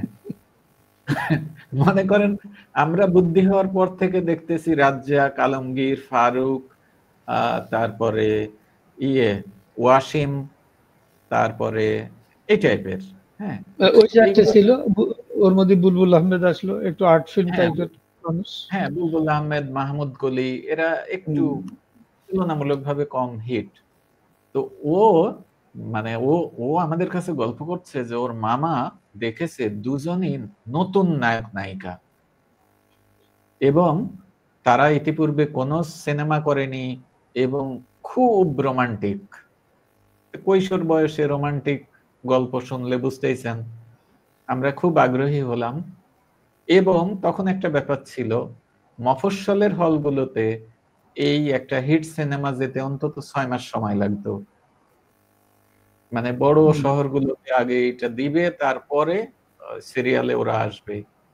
এটা থানা তো শহরে আসবে। আমরা হ্যাঁ, আমরা মুভি দেখতাম সাধারণত কাদিরাবাদ ক্যান্টনমেন্টে গ্যারিসন সিনেমা হলে। হ্যাঁ? হ্যাঁ, ওদের নামই তো অ্যা গ্যারিসন। হ্যাঁ, লোকাল। তো সেই সিনেমা হলে আসতে ৬ মাস বা তারও বেশি লাগবে। তো এই মুভি নিয়ে তখন আমাদের মধ্যে কিউরিসিটি এবং পত্রিকায় ছবি দেখলে আ বিচিত্রা, বিভিন্ন ম্যাগাজিনে হুম। রিভিউ এগুলো পড়ে আমাদের মুখস্থ হয়ে যায়। ও আচ্ছা, হ্যাঁ, হ্যাঁ। এটা তো বাংলাদেশের ফিল্মের একটা টার্নিং। হ্যাঁ, বাংলাদেশের ফিল্মের একটা রাইট। Turning, no doubt. হ্যাঁ। সালমান খানের যদিও সঙ্গে। যদিও এর অল্প কিছুদিন আগে নতুন জুটি এসেছিল নাইম এবং শাবনাজ। হুম, হুম, হুম। হ্যাঁ, তারাও একটা এহতেশাম, ভালো জুটি। হ্যাঁ, এহতেশাম সাহেব ওই এক্সপেরিমেন্টটা করেছিলেন যে নাইম এবং শাবনাজকে দিয়ে ওই যে বহু বছরের একটা অচলায়তন যে প্রতিষ্ঠিত নায়ক নায়িকা ছাড়া হবে না, ওইটাতে একটা বড় ধাক্কা দিয়েছিলেন। হ্যাঁ, এরপরে কেয়ামত থেকে কেয়ামত করার সাহস করলেন এবং এটা তো আশাতীত মানে কমার্শিয়াল আশাতীত, সাকসেস। আশাতীত। হুম। আশাতীত এবং এই ফিল্মটি তো অবশ্যই বেশি করে বাংলাদেশের চলচ্চিত্রের বললাম তো একটা টার্নিং, নো হ্যাঁ, ডাউট। যদিও যদিও মুভিটা রিমেক। হ্যাঁ, কারণ এটা হিন্দি ফিল্ম ছিল। হ্যাঁ, কারণ তার আগে তো কেয়ামত সে কেয়ামত ওখানে খুব বিখ্যাত হয়। হ্যাঁ, হ্যাঁ, বিখ্যাত হলেও পরে কিন্তু ব্যাপারটা এমন ঘটেছে যে এটি বেশি জনপ্রিয় হয়ে গেছে বাঙালিদের কাছে। হ্যাঁ, এটা এটা ওইটা এটা হ্যাঁ, ওইটা থেকে। এইটা বিশেষত সালমান শাহ আমাদের সময় তো আসলে খুবই ক্রেজ সৃষ্টি করতে পেরেছিল এবং মৌসুমীও অনবদ্য অভিনয় এবং মৌসুমী তো সালমান শাহ দুর্ভাগ্যক্রমে হারিয়ে গেলেন এবং আমার মনে আছে যে আমি ইউনিভার্সিটিতে যেদিন ফর্ম উঠাতে যাচ্ছিলাম খুব সম্ভবত সেই দিন ট্রেনের মধ্যে প্রথম নিউজ পাই যে সালমান শাহ সুইসাইড করেছে, মানে which was unbelievable to us. হ্যাঁ, তো যাই হোক পরে মৌসুমী তো একটা দীর্ঘ সময় ডমিনেট করলেন, এরপরে শাবনূর আসলো এবং ওই আমাদের কৈশোর থেকে ইউনিভার্সিটি পর্যন্ত এই দুইজনের ডমিনেশনটা অনেক বেশি হ্যাঁ, ছিল হ্যাঁ, নায়িকাদের মধ্যে। ৯ এর দশক, হ্যাঁ, আর ২০০০ এর পর তারা হ্যাঁ, খুব ভালো অভিনেত্রীও, নো ডাউট। হ্যাঁ, রাইট। তবে একটা জায়গায় গিয়ে আপনার সাথে আমার কমন পড়ে গেল, সেটা হচ্ছে এইটা আমরা হুম। একই এটা সিনেমা ঠিক, হলে দেখেছি, হ্যাঁ, তাই না? মানে এইটা, হ্যাঁ, এটা আসলে ঠিক ওই ঘরানার ঠিক সিনেমা বলা যায় না। কিন্তু সিনেমা এবং টিভি নাটক যেহেতু হুমায়ূন আহমেদ করেছেন। তো টিভি নাটক ২ টা মিলিয়ে তার 'শ্রাবণ মেঘের দিন' এবং অসাধারণ কাজ। আমার মনে কিন্তু হয়েছে বাংলাদেশে হ্যাঁ, আমি যা কিন্তু এটার দেখছিলাম। এটার বাণিজ্যিক সাকসেস কিন্তু উল্লেখযোগ্য ছিল। হ্যাঁ, ওটা বললাম যে অসাধারণ কাজ, নো ডাউট। আমার আমার মনে পড়ে যে আমরা তখন তো বিবিএ ফার্স্ট ব্যাচের বন্ধুরা ১৬ জন বা ১৮ জন একসাথে ওই হলে গিয়েছিলাম। হলটার নাম বোধহয় উপহার নাকি ছিল আমার মনে নাই। হুম, হুম, ঠিক আছে। আপনার নাম খুব ঠিক আছে। সম্ভবত। হ্যাঁ, মানে আমার এখন মনে পড়লো আপনি বলার পরে। হ্যাঁ। সেই সিনেমা হলে এবং এইটা আ দীর্ঘদিন চলেছিল। এবং আমার অন্তত মনে আছে যে এই ফিল্মে বাবা এবং মা অরিজিনাল বাবা এবং মেয়ে অরিজিনাল বাবা-মেয়ের রোল প্লে করছিলেন। অর্থাৎ মোস্তফা এবং সুবর্ণা মুস্তফা। ও 'শ্রাবণ আচ্ছা, মেঘের আচ্ছা। দিন'। হুম। ওকে। হ্যাঁ, সেটা ওই যে গানের হ্যাঁ, আসর বসে যেখানে। হুম, হুম, তারা অরিজিনাল রোল প্লে করছিলেন। রাইট। তো আমাদের ইউনিভার্সিটির সময়ে এসে হুমায়ূন আহমেদের মুভি প্রভাবশালী হতে শুরু করলো এবং আমরা ওই সময় দেখতাম। তো যাই হোক আমি তো আমার অনেকগুলো বললাম একটানা। এবার আপনি বলেন আ এই মুভিটা সম্পর্কে আপনার অনুভূতি কি? খুব আলোচিত মুভিগুলোর একটা। হ্যাঁ, আমিও দেখেছি। এটা মূল বিষয়টা হলো যে মানে ফিল্ম দেখে কারো ভালো লাগতেই পারে, কারো নাও লাগতে পারে। একটা ছবি আপনার ভালো লেগেছে, আমার নাও লাগতে পারে। হুম, আরেকজনের আরো ভালো লাগতে পারে। সেটা হতেই পারে। হুম, যেটা বলবার সেটা হলো যে আসলে এই ফিল্মগুলো কিন্তু ওই সময়কেও ধারণ করে। সেখানে যে সোশিও পলিটিক্যাল ট্রান্সফরমেশন এবং এই ফিল্মটা দিয়ে এটুকু বোঝা গিয়েছে যে তখন কিন্তু রাজনীতির অবনমন শুরু হয়েছে ব্যাপকভাবে।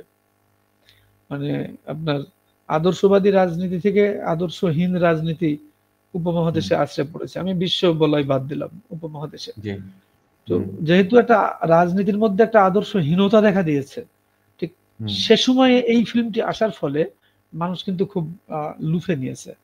এটা যত জি, না ওই সিনেমা, এটা উনার সিনেমা, উনি নিজেই খুব গ্রেট মানুষ মিঠুন চক্রবর্তী। হুম, রাইট। কিন্তু যে ভাবমূর্তি মানে জনগণ এরকম নেতা চাচ্ছে, ফলে জনগণ খুব হুম, লিঙ্ক করতে পেরেছে যে আসলে গণমুখী নেতা আমার দরকার। যেমন করে এই ভদ্রলোক একজন মন্ত্রী হয়ে তিনি হুম, আ একটা চ্যালেঞ্জ নিয়ে যে কাজটি করবার চেষ্টা করলেন। ফলে এইখানে ওই মানে সময়ের সাথে, সাথে এই ফিল্মটি কারোরই খারাপ লাগবার কথা না। এই ফিল্মটি হুম, কারোরই মানে খারাপ লাগবার কথা না এই কারণে যে একটা আদর্শবাদী নেতা আপনি আ যেসব বিখ্যাত রাজনৈতিক নেতৃত্ব ইতিহাসে আমরা পড়েছি, তাই না? হুম, তাদের কাউকে, জি। কাউকে নিয়ে কিন্তু ফিল্ম হয়েছে। হুম, উপমহাদেশ বিভাগ নিয়ে ফিল্ম হয়েছে। সেখানে আমাদের হুম, উপমহাদেশের সব গ্রেট নেতাদেরই আমরা দেখতে পাই, তাই না? রাইট আছে উপমহাদেশের তো। হ্যাঁ, হুম, গান্ধী ফিল্মে সেটা আমরা দেখতে পাই। হুম। সেখানে সব ক্যারেক্টার গুলোই আছে। আমরা সুভাষচন্দ্র বসু, হ্যাঁ, হ্যাঁ, আমরা সবাই। সাম্প্রতিক অতীতে এটার পরে বোধহয় সুভাষবাবুকে নিয়ে করেছে। হুম, হটাকেস্টের পরে সুভাষবাবুকে নিয়ে করেছে। হুম, তো মানুষ আসলে ওই ধরনের আদর্শবাদী ব্যক্তিকে দেখতে চায় এই রাজনৈতিক জগতে। এ কারণে জি, আমার মনে হয়েছে যে এই ধরনের ফিল্ম একটি রাজনৈতিক বার্তা দিয়েছে আমাদের জন্য যতটা তার থেকে বেশি রাজনীতিবিদদের জন্য। যে তোমরা রাজনীতি করতে আসলে একটা মানে নৈতিকতাহীন রাজনীতি না। হুম, হুম, এবং না অবশ্যই যদি জনগণের প্রতি একটা কমিটেড হ্যাঁ, জনগণের রাইট। প্রতি কমিটেড পলিটিশিয়ান আমাদের দরকার। সেইটার একটা খুব এটা ডিরেক্টলি একটা পলিটিক্যাল ফিল্ম। এটা ডিরেক্টলি একটা পলিটিক্যাল ফিল্ম। এখানে কোন রাগ-ঢাক নেই। হুম, হুম। না ট্রু। যেমন হিরো হীরক রাজার দেশে সত্যজিৎ বাবু পলিটিক্যাল ফিল্ম কিন্তু হুম, তিনি আ অত্যন্ত শিল্পসম্মতভাবে উপস্থাপন করেছেন। হ্যাঁ? স্যাটায়ার। তিনি সেটা হ্যাঁ। হ্যাঁ, স্যাটায়ার। তিনি হুম, সেইভাবে উপস্থাপন করেছেন। কিন্তু এইখানে সেটা না। এটা সোজা সাপটা কথা বলে দেওয়া। যে বাবা এই রাইট। ব্যাপারটি এই। হুম, আমি ভাটাকেন্দ্র আমি জনগণের জন্য কাজ করতে এসেছি। এসব বুঝি না। হুম, জনগণের জন্য কাজ হুম। করতে হবে। ওকে, এইটা অলরাইট। হ্যাঁ, আরেকটা মুভি। এইটা আপনার কেমন লেগেছিল? না এটা তো খুব বিখ্যাত একটা যেহেতু উপন্যাস 'কালপুরুষ'। হুম, যেহেতু খুব বিখ্যাত উপন্যাস। জি, 'কালবেলা কালপুরুষ'। ফলে আপনি সমরেশ মজুমদার তখন কিন্তু বেঁচে। উনি তো গত বছর মারা গেছেন। যতটুকু আমার জি। মনে পড়ে। কি হুম, তার আগের বছর মারা গেলেন। তো সমরেশ মজুমদার তো বেঁচেই আছেন। কোন সাহিত্যিক বেঁচে থাকাকালে তার সাহিত্য কর্ম নিয়ে কাজ করার সুবিধা আছে, চ্যালেঞ্জ আছে। হুম, কারণ তিনি তো বেঁচেই রয়েছেন। জি। হ্যাঁ, তো বলে এটা তো খুব গ্রেট কাজ, নো ডাউট। আমি তো হুম, দেখছি বটেই। সমরেশ বাবুর উপন্যাস যেমন পড়া এগুলো তো দেখা। হুম, হুম, হুম। না বরং বলতে পারেন যে আসলে সাহিত্য নিয়ে ফিল্ম আমাদের এখানে একটু কম হয়েছে। সাহিত্য নিয়ে ফিল্ম। ওখানে যেমন পথের পাঁচালী হয়েছে, ওখানে যেমন আপনার অপু হয়েছে, ওইখানে যেমন অপরাজিতা হয়েছে অপরাজিতা হুম, হয়েছে। আর তারপরে পরেও দেখা যাবে যে শঙ্করের কিন্তু উপন্যাস 'চৌরঙ্গী' যেটা উত্তম হুম, বাবুর। তো 'চৌরঙ্গী' হয়েছে। ওখানে সাহিত্য নিয়ে ওয়েস্ট বেঙ্গলে অনেকগুলো ফিল্ম হয়েছে কিন্তু। যেমন যেটা আপনি হুম, দেখালেন। এগুলো রাইট। ডিরেক্ট সাহিত্য নির্ভর আর একেবারে। হ্যাঁ, আর মিঠুন চক্রবর্তী সফল হওয়ার পরে আসলে অনেক সিলেক্টিভ কাজ করেছেন। ফলে উনার কাজগুলো প্রত্যেকটাই একটার থেকে আরেকটা ভালো এরকম। যেমন 'নোবেল চোর'। 'নোবেল হ্যাঁ, না চোরের' যিনি থিমটা পরিচালক বা চমৎকার। হ্যাঁ, যিনি পরিচালক বা যিনি কাহিনীকার তাকে হুম, তো হুম। আ উনাদের নিয়ে কাজ করতে হলে আগে কিন্তু ক্যারেক্টারটা ওইভাবেই স্ক্রিপ্টে হুম। রাইট করতে হয় যে আসলে এই ক্যারেক্টারটা অমুক করবেন। তো না ফলে ইয়ে উনাদের তো মতো আপনার 'নোবেল চোর', 'নোবেল চোর' যেটা এটা সম্ভবত সুমন ঘোষের ছবি। উনি তো আ হার্ভার্ডে না কর্নেল ইউনিভার্সিটিতে পড়ান। হ্যাঁ, হ্যাঁ, সুমন উনি ঘোষ খুব মানে বাঙালি কিন্তু বোম্বে থাকেন। হ্যাঁ, খুবই উনি মানে উনি খুবই বিখ্যাত তো সুমন ঘোষ। এবং এইটা আমার মজা লেগেছে যে উনি ইকোনমিক্স এর প্রফেসর। হ্যাঁ? কিন্তু উনার প্যাশন হচ্ছে বাংলা মুভি করা। এইজন্যে হুম। খুব সিলেক্টিভ কিছু কাজ করেন। তার মধ্যে 'নোবেল চোর' একটা।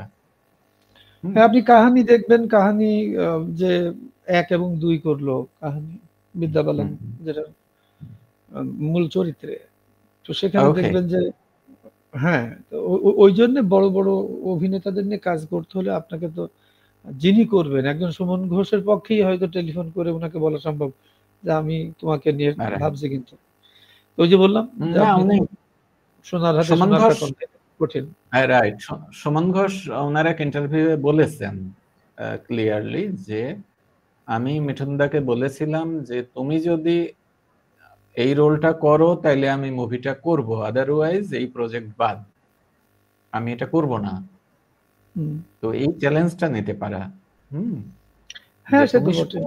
হুম ওকে।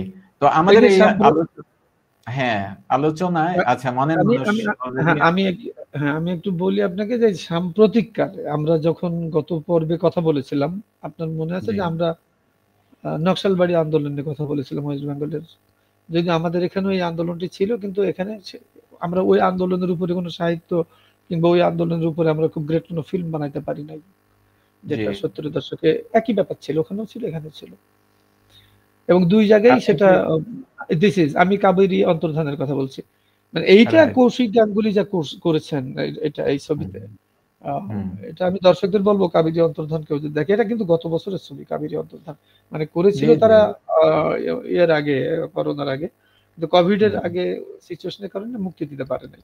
ফলে কোভিড এর জি পরে এই ছবি মুক্তি দেয় কাবেরী অন্তর্ধান। এটা নকশালবাড়ি আন্দোলনের উপরে দাঁড় করানো, এবং আমি কৌশিকের একাধিক ওনার দেখেছি ইন্টারভিউ, যে সে সময় তো প্রেম ছিল, সেই প্রেমটা কেমন ছিল 70-এর দশকে, যখন একজন ওই কালপুরুষ কালবেলার মতোই আর কি, তখন প্রেমটি কেমন ছিল। অর্থাৎ প্রত্যেকটি ফিল্ম কিন্তু একটা সময়কে ধারণ করে আছে। আপনি যদি ফিল্মগুলোকেও পর সাজান, তাহলে আপনি দেখতে পারবেন যে সোসাইটির মধ্যে এবং পলিটিক্স এর মধ্যে যে ট্রান্সফরমেশনটা হয়েছে কালচারের মধ্যে, রাইট। আপনি সেই ট্রান্সফরমেশনটা দেখতে পাবেন। আর হ্যাঁ, এখন দেখতে তো পাবেন। এখন তো অনেকেই টেক্সট পড়তে চায় না, সেক্ষেত্রে অডিও ভিজুয়াল হলে তাদের এটা ধারণ করাটা সহজ হয়। এটা পৃথিবীর যে কোনো প্রান্তে বসে এটা উপভোগ করা যায়। ফলে অডিও ভিজুয়াল হওয়ার এখন আসলে সুযোগ কম। আর্টের, হ্যাঁ, বিশেষ করে মানে দুটি ধারার একটা সুবিধা আছে, সেটা হলো যারা হুম ভাষাকে অতিক্রম করে যেতে পারে। তার হুম মধ্যে একটা হলো ফিল্ম, একটা ফিল্ম যেমন ধরো জাপানি ফিল্ম, আমি ধরুন রসমন হুম দেখছি। হুম। হুম তো দেখা যাবে যে তার জন্য আমার কিন্তু ওর ভাষা বোঝার দরকার পড়ছে না। রাইট। তবে কিংবা দোসর যিনি জাপানি, দেখেছেন, না আমি জাপানি ওইভাবে দেখিনি, তবে জাপানি বউ মুভিটা দেখেছেন কিনা এটা হ্যাঁ, না কিন্তু রসমন, আমি রসমন জাপানের ফিল্মের কথা বলছি। ওকে তো অলরাইট। দেখা যাবে, হ্যাঁ, আমি কথাটা বলতে চাচ্ছি যে এই শিল্পের এই দুই ধারা, একজন আর্টিস্ট সে ছবি এঁকেছে, এর জন্য পৃথিবীর যে কেউই ওই ছবির দিকে তাকিয়ে সে একটা অ্যানালিসিস করবে, তার ভাষার হুম কোনো ব্যাপার নেই। মানে ভাষাকে অতিক্রম করে যেতে পারে শিল্পের যে বিষয়গুলো, তার মধ্যে এই যে ছবি এবং সিনেমা, এইগুলো। এবং হ্যাঁ গুড। এক্ষেত্রে আমার মনে পড়লো যে আমার সৌভাগ্য হয়েছিল ইতালিতে লিওনার্দো দা ভিঞ্চির আপনি এটা দেখেছেন, কাজগুলো হ্যাঁ পুরোটা জাদুঘরে দেখার। ওনার, হ্যাঁ, অবয়বটা হ্যাঁ দেখেছেন মোনালিসাকে। হ্যাঁ এবং ওই জাদুঘরে হাঁটার সময় আমার মনে হয়েছে যে আমরা আসলে ওনাকে ভুলভাবে চিনেছি। হুম, আমরা ওনাকে চিত্রশিল্পী হিসেবে, বিকজ আমরা যখন ক্লাস 7-এ পড়ি তখন লিওনার্দো দা ভিঞ্চির উপরে একটা নিবন্ধ ছিল এবং সেখানেই আমাদের পরিচয় তার সাথে। কিন্তু আমি ওই জাদুঘরে যাওয়ার পরে মনে হয়েছে যে উনি অনেক বড় পদার্থবিদ, অনেক বড় সায়েন্টিস্ট। জ্যোতির্বিদ। হ্যাঁ হ্যাঁ, জ্যোতির্বিদ। সায়েন্টিস্ট তো বলাই হয়, কারণ হলো তার তো অনেক হ্যাঁ কাল্পনিক, আমরা অস্ত্র শস্ত্র যা এসেছে এসব তো হ্যাঁ তার ছবি থেকে আসছে। শুধু হেলিকপ্টার তাই তার, না, হেলিকপ্টারের প্রথম ডিজাইনটা উনি করেছিলেন হ্যাঁ, উনি স্কেচ। করছেন কাল্পনিকভাবে। হ্যাঁ, না, এগুলো স্বীকার করা হয়। এগুলোকে স্বীকার করা হয়। আমরা হয়তো শুধু মোনালিসাটুকু জানি। জি জি এটা এগুলো স্বীকার করা হয়। আমরা হয়তো শুধু মোনালিসাটুকু জানি। রাইট। তো হ্যাঁ এবং আমার ইয়েরও সৌভাগ্য হয়েছে স্পেনে, আহ, নামটা মনে হচ্ছে না, এই যে গোপ আমার মনে হয়েছে। আপনার স্পে- ইয়ে লাগবে না। হ্যাঁ, হ্যাঁ স্পেনে আপনি, হ্যাঁ, ওই যে ওনার বাড়িতে ওনার ওনার বাড়িতে বাড়িতে গেছেন। হ্যাঁ বাড়িতে যে জাদুঘর হুম, সেখানে গিয়েছি এবং এটা উনি দুইটা দুইটা উদাহরণ বলি যে তারা শিল্পী বলতে শুধু ছবি আঁকার শিল্পী না। একটা হলো ওনার বাড়ির টপ ফ্লোরে একটা ড্রয়িং রুম করেছেন, এই ছাদটাকে এমন ভাবে ডিজাইন করেছেন সার্কেল, মনে করেন টোটাল অ্যারাউন্ড 30 to 40 পিপল বসে আড্ডা দিতে পারবে সাধারণ ভয়েসে কথা বললে এই কথাটা এমন ভাবে রিফ্লেক্ট হয়, সবাই স্বাভাবিক শুনতে পায়। অর্থাৎ আচ্ছা, আপনি ইনসাইড সামনে বসে ডেকোরেশনটা সেভাবে করা। হ্যাঁ, আপনি সামনে বসে গল্প করলে যে টোন শোনা যাবে ওইটা রিফ্লেক্ট হয়। এটা অদ্ভুত একটা ব্যাপার, নাম্বার 1। আর নাম্বার 2 ছিল, উনি ওনার যে মানে ড্রয়িং রুম, সেখানে উনি শুয়ে থাকবেন এমন একটা অ্যাঙ্গেলে একটা গ্লাস সেট করেছেন যে পাশে একটা বিশাল নদী, সেই নদীতে যে নৌকা চলাচল করছে, মানে ওই পিকচারটা এইগুলো ওখানে দেখা যায়। হ্যাঁ, উনি শুয়ে শুয়ে পুরো সিনারিওটা দেখতে পাবেন। তো আমার মানে দেখে মনে হলো যে তারা কত অগ্রসর ছিল। না, তা তো বলে সৃষ্টি করতে হলে তো স্রষ্টা যিনি হুম, হবেন তাকে তো সৃষ্টির কাছে যেতে হবে। চিন্তায় অবশ্যই। অগ্রসর ছিল। হ্যাঁ, তারা এনিওয়ে, তো আমাদের মতো হ্যাঁ, আমরা অনেক দূরে চলে নরমাল। গেলাম। এবার আসি আমাদের বাংলা মুভির আলোচনা। এই ব্যক্তি সামহাউ আলোচনায় আসবেন, পজিটিভলি হোক আর নেগেটিভলি হোক। অনেকের অনেক ওপিনিয়ন আছে, বাট ওনার সৃষ্টি কর্মগুলো আপনি দেখতে পাচ্ছেন তো স্ক্রিনটা? হ্যাঁ, আমি স্ক্রিন দেখতে পাচ্ছি। মানে আপনি ঋতুপর্ণ ঘোষের কথা বলতে চাচ্ছেন বোধহয়। জি, জি। হ্যাঁ, 19 এপ্রিল। না, উনার তো এমনি 20 টার মতো ছবি। তার মধ্যে সম্ভবত 13 টা না 14 টা উনার ন্যাশনাল অ্যাওয়ার্ড পাওয়া হুম, ইন্ডিয়াতে। হুম, ইন্ডিয়ার মতো জায়গায়। আপনি কি বলছেন? এটা তো বিশাল ব্যাপার না? আপনি এত অদ্ভুত। কম ফিল্ম করে। এবং তার 19 এপ্রিল তো অসাধারণ কাজ। এবং উপন্যাসের। এবং মজার বিষয়, ঋতুপর্ণ ঘোষও কিন্তু ইকোনমিক্স এর ছাত্র ছিলেন। হ্যাঁ, উনি ইকোনমিক্সের ছাত্র ছিলেন যাদবপুরের। হ্যাঁ। এবং উনি কমার্শিয়াল আর্টিস্টও ছিলেন। উনি অনেকটাই সত্যজিৎ বাবুর মতো। সত্যজিৎ বাবু তো কমার্শিয়াল আর্টিস্ট ছিলেন।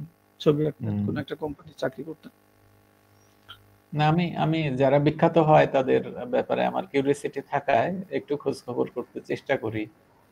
তো আমি হ্যাঁ, এই খুবই যে বিশেষ। হ্যাঁ, এই যে হ্যাঁ, চিরঞ্জিত বাবু উনি তো আর্টিস্টই মূলত। উনার হুম, হুম। ডাকনাম দীপক। উনি তো আর্টিস্টই। এই যে অনুষ্ঠানে আসলে যে কেউ বললে ছবি এঁকে দেয় সাথে, সাথে। মানে না, প্র্যাকটিসিং আর্টিস্ট। ইকোনমিক্স শুনলেই তো আমাদের মনে হয় যে কাঠখোট্টা টাইপের কোনো একটা মানুষ, যে খালি আহ, কঠিন কঠিন কথাবার্তা বলবে। হুম, কিন্তু কারণ সাহিত্যের লোকও তো আপনি দেখবেন যে সাহিত্য মানে তো সবসময় প্রেম ভালোবাসা এটুকুই না। হুম, মানে সাহিত্যে কিন্তু অনেক কিছুই পড়ানো হয় যেগুলো হাইলি থটফুল।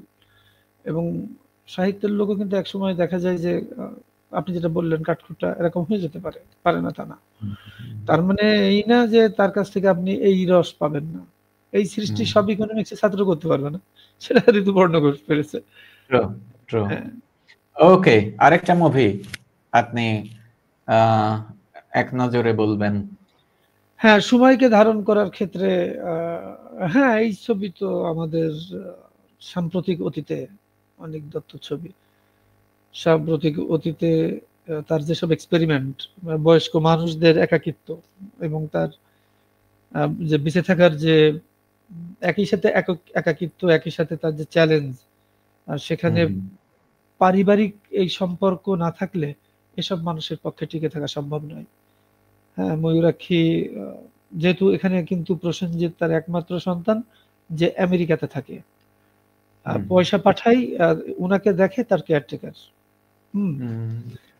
এবং উনি আলঝেইমারের পেশেন্ট। উনি কিছু মনে করতে পারেন না। উনার ডিমনেশিয়া আছে। উনি স্মৃতি বিভ্রান্ত হন। ডিমেনশিয়া। হ্যাঁ, হুম, ডিমেনশিয়া আছে, উনি স্মৃতি বিভ্রান্ত হন। আর আলঝেইমারের রোগীদের যে বিষয়টি সেটা পুরোটাই উনার কাছে আছে। সেটি হলো যে আ সে অতীতকে মনে করতে পারে, বর্তমানকে না। হুম। ফলে মানে এখানে অনেক শর্ট ক্যারেক্টার নেই। শর্ট হ্যাঁ, শর্ট শর্ট মেমোরি টার্ম নাই। মেমোরি কাজ না, করে না। না, সে তার ছেলেকেই চিনতে পারে না যে কে তুমি? হুম, মানে এরকম। হুম। মানে এইগুলোর মধ্যে একটা দার্শনিকতাও কিন্তু ছুড়ে দিয়েছেন পরিচালক। এইসব ট্রু, প্রশ্নের মধ্য ট্রু। দিয়ে। না, না। আবার এবং একজন এই এই মুভিটাই বোধহয় সৌমিত্র বাবু মারা যাওয়ার আগে শেষ মুভি সম্ভবত। না, ময়ূরাক্ষীর নাকি? পরেও করছেন। হ্যাঁ, না, আচ্ছা, ময়ূরাক্ষীর পরেও হয়েছে। আমি আপনাকে শুধু এইটুকু বলি যে এই ছবিতে আমাদের যে আধুনিক জীবনযাপন এবং আধুনিক জীবনযাপনে আপনার আম্মা ওইখানে আছে, আপনি এখানে আছেন। হুম, আমিও কিন্তু আমার আম্মার সাথে থাকতে পারছি না। এই যে আধুনিক জীবনযাপনে যে ক্রাইসিস, সেই জি, ক্রাইসিসটা একদম আমার আপনার সাথে, আমাদের ২ জনের সাথে একদম 100% রিলেট করতে পারবে। মানে ট্রু। আমাদের আকাঙ্ক্ষা রয়েছে যাওয়ার, কিন্তু পেশাগত কারণে হচ্ছে না। হুম, আবার উনি এসে থাকবেন, সেটাও হচ্ছে না। তিনিও অসুস্থ।